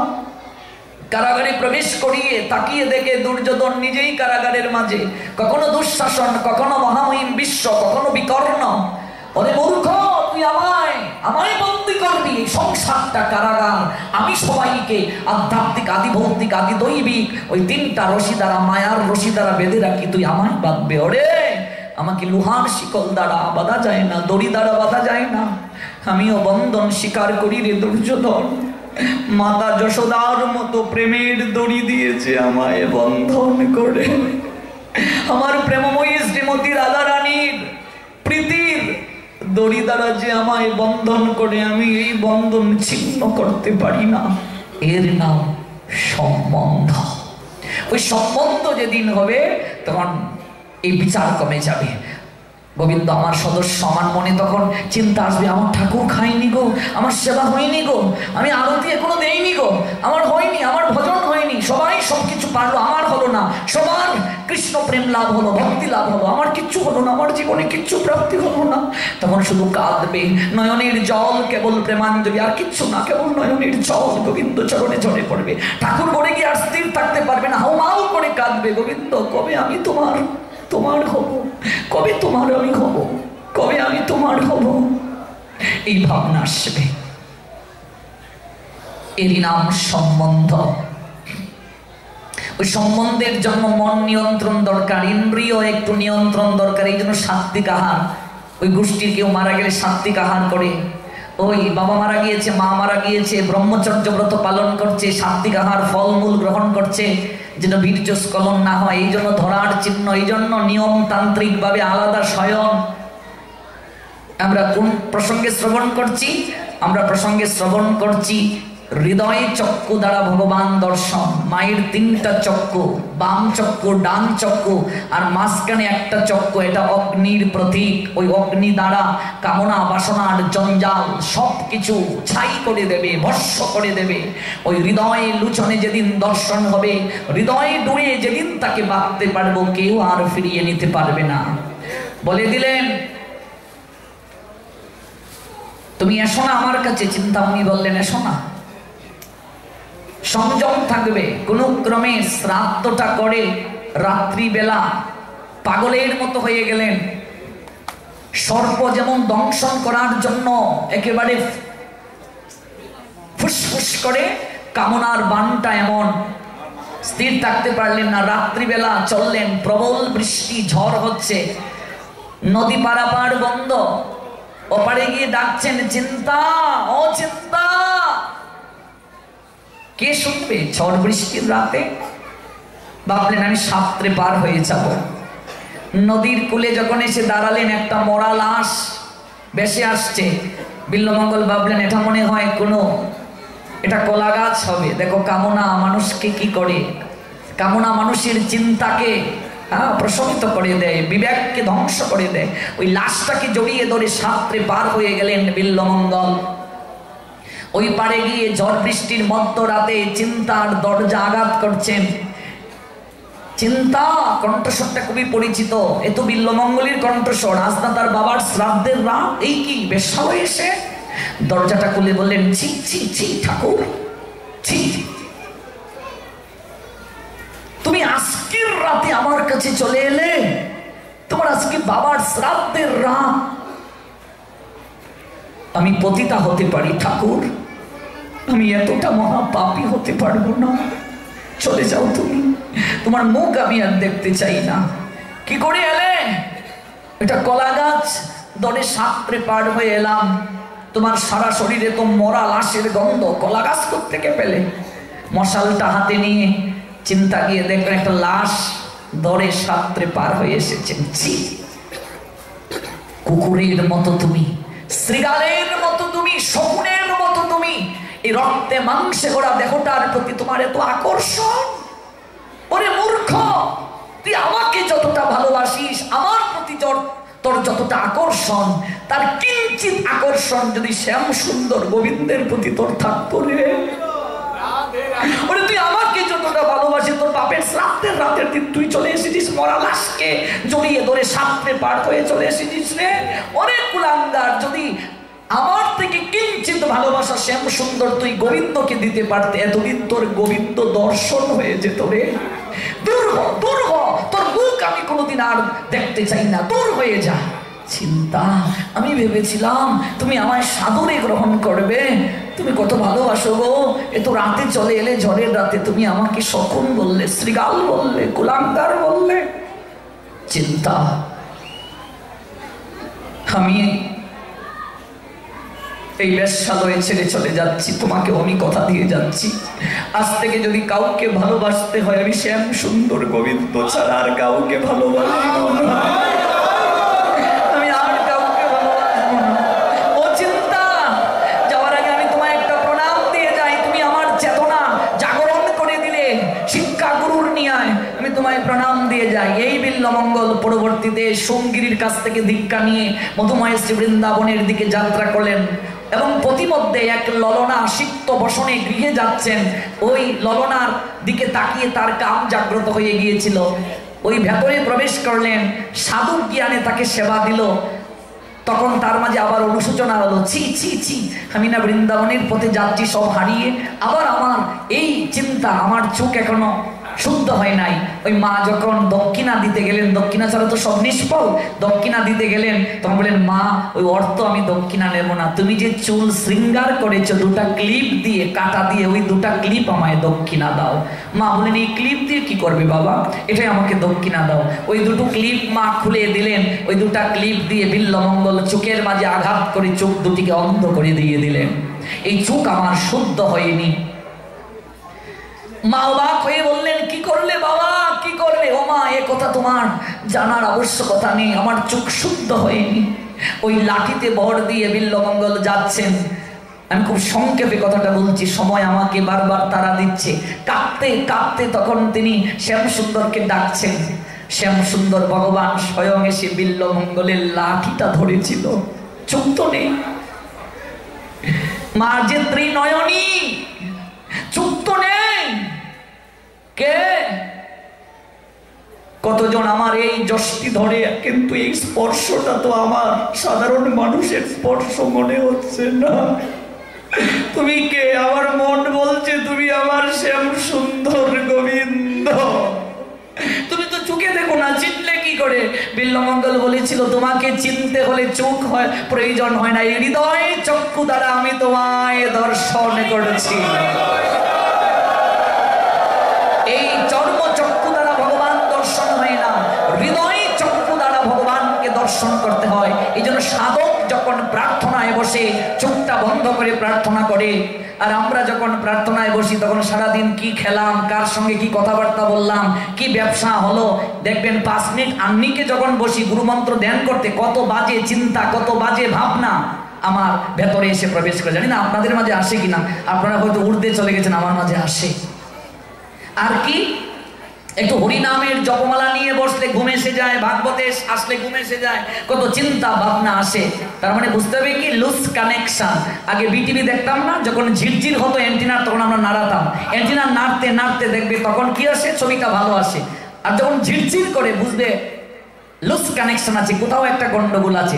যখন আমার মাঝে খারাপ চিন্তা, খারাপ ভাবনা এগুলো জাগবে, আন্নিক করতে, সন্ধ্যা করতে, প্রার্থনা করতে, হরিনাম করতে, বুঝতে হবে ভেতরে লুজ কানেকশন আছে, ভগবানের সঙ্গে কানেকশন হচ্ছে না ঠিকভাবে।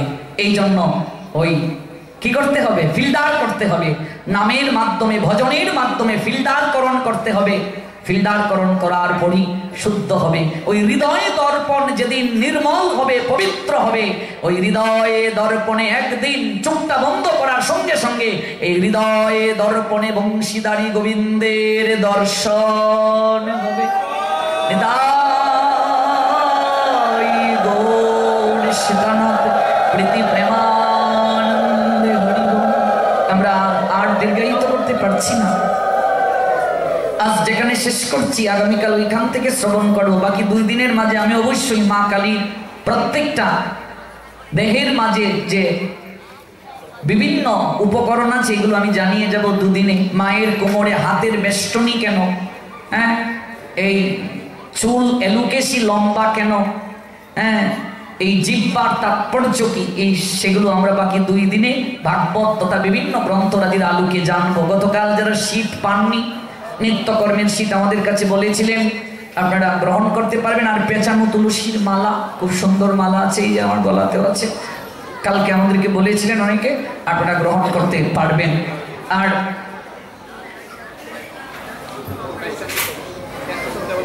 প্রসাদ তো প্রত্যেক দিনই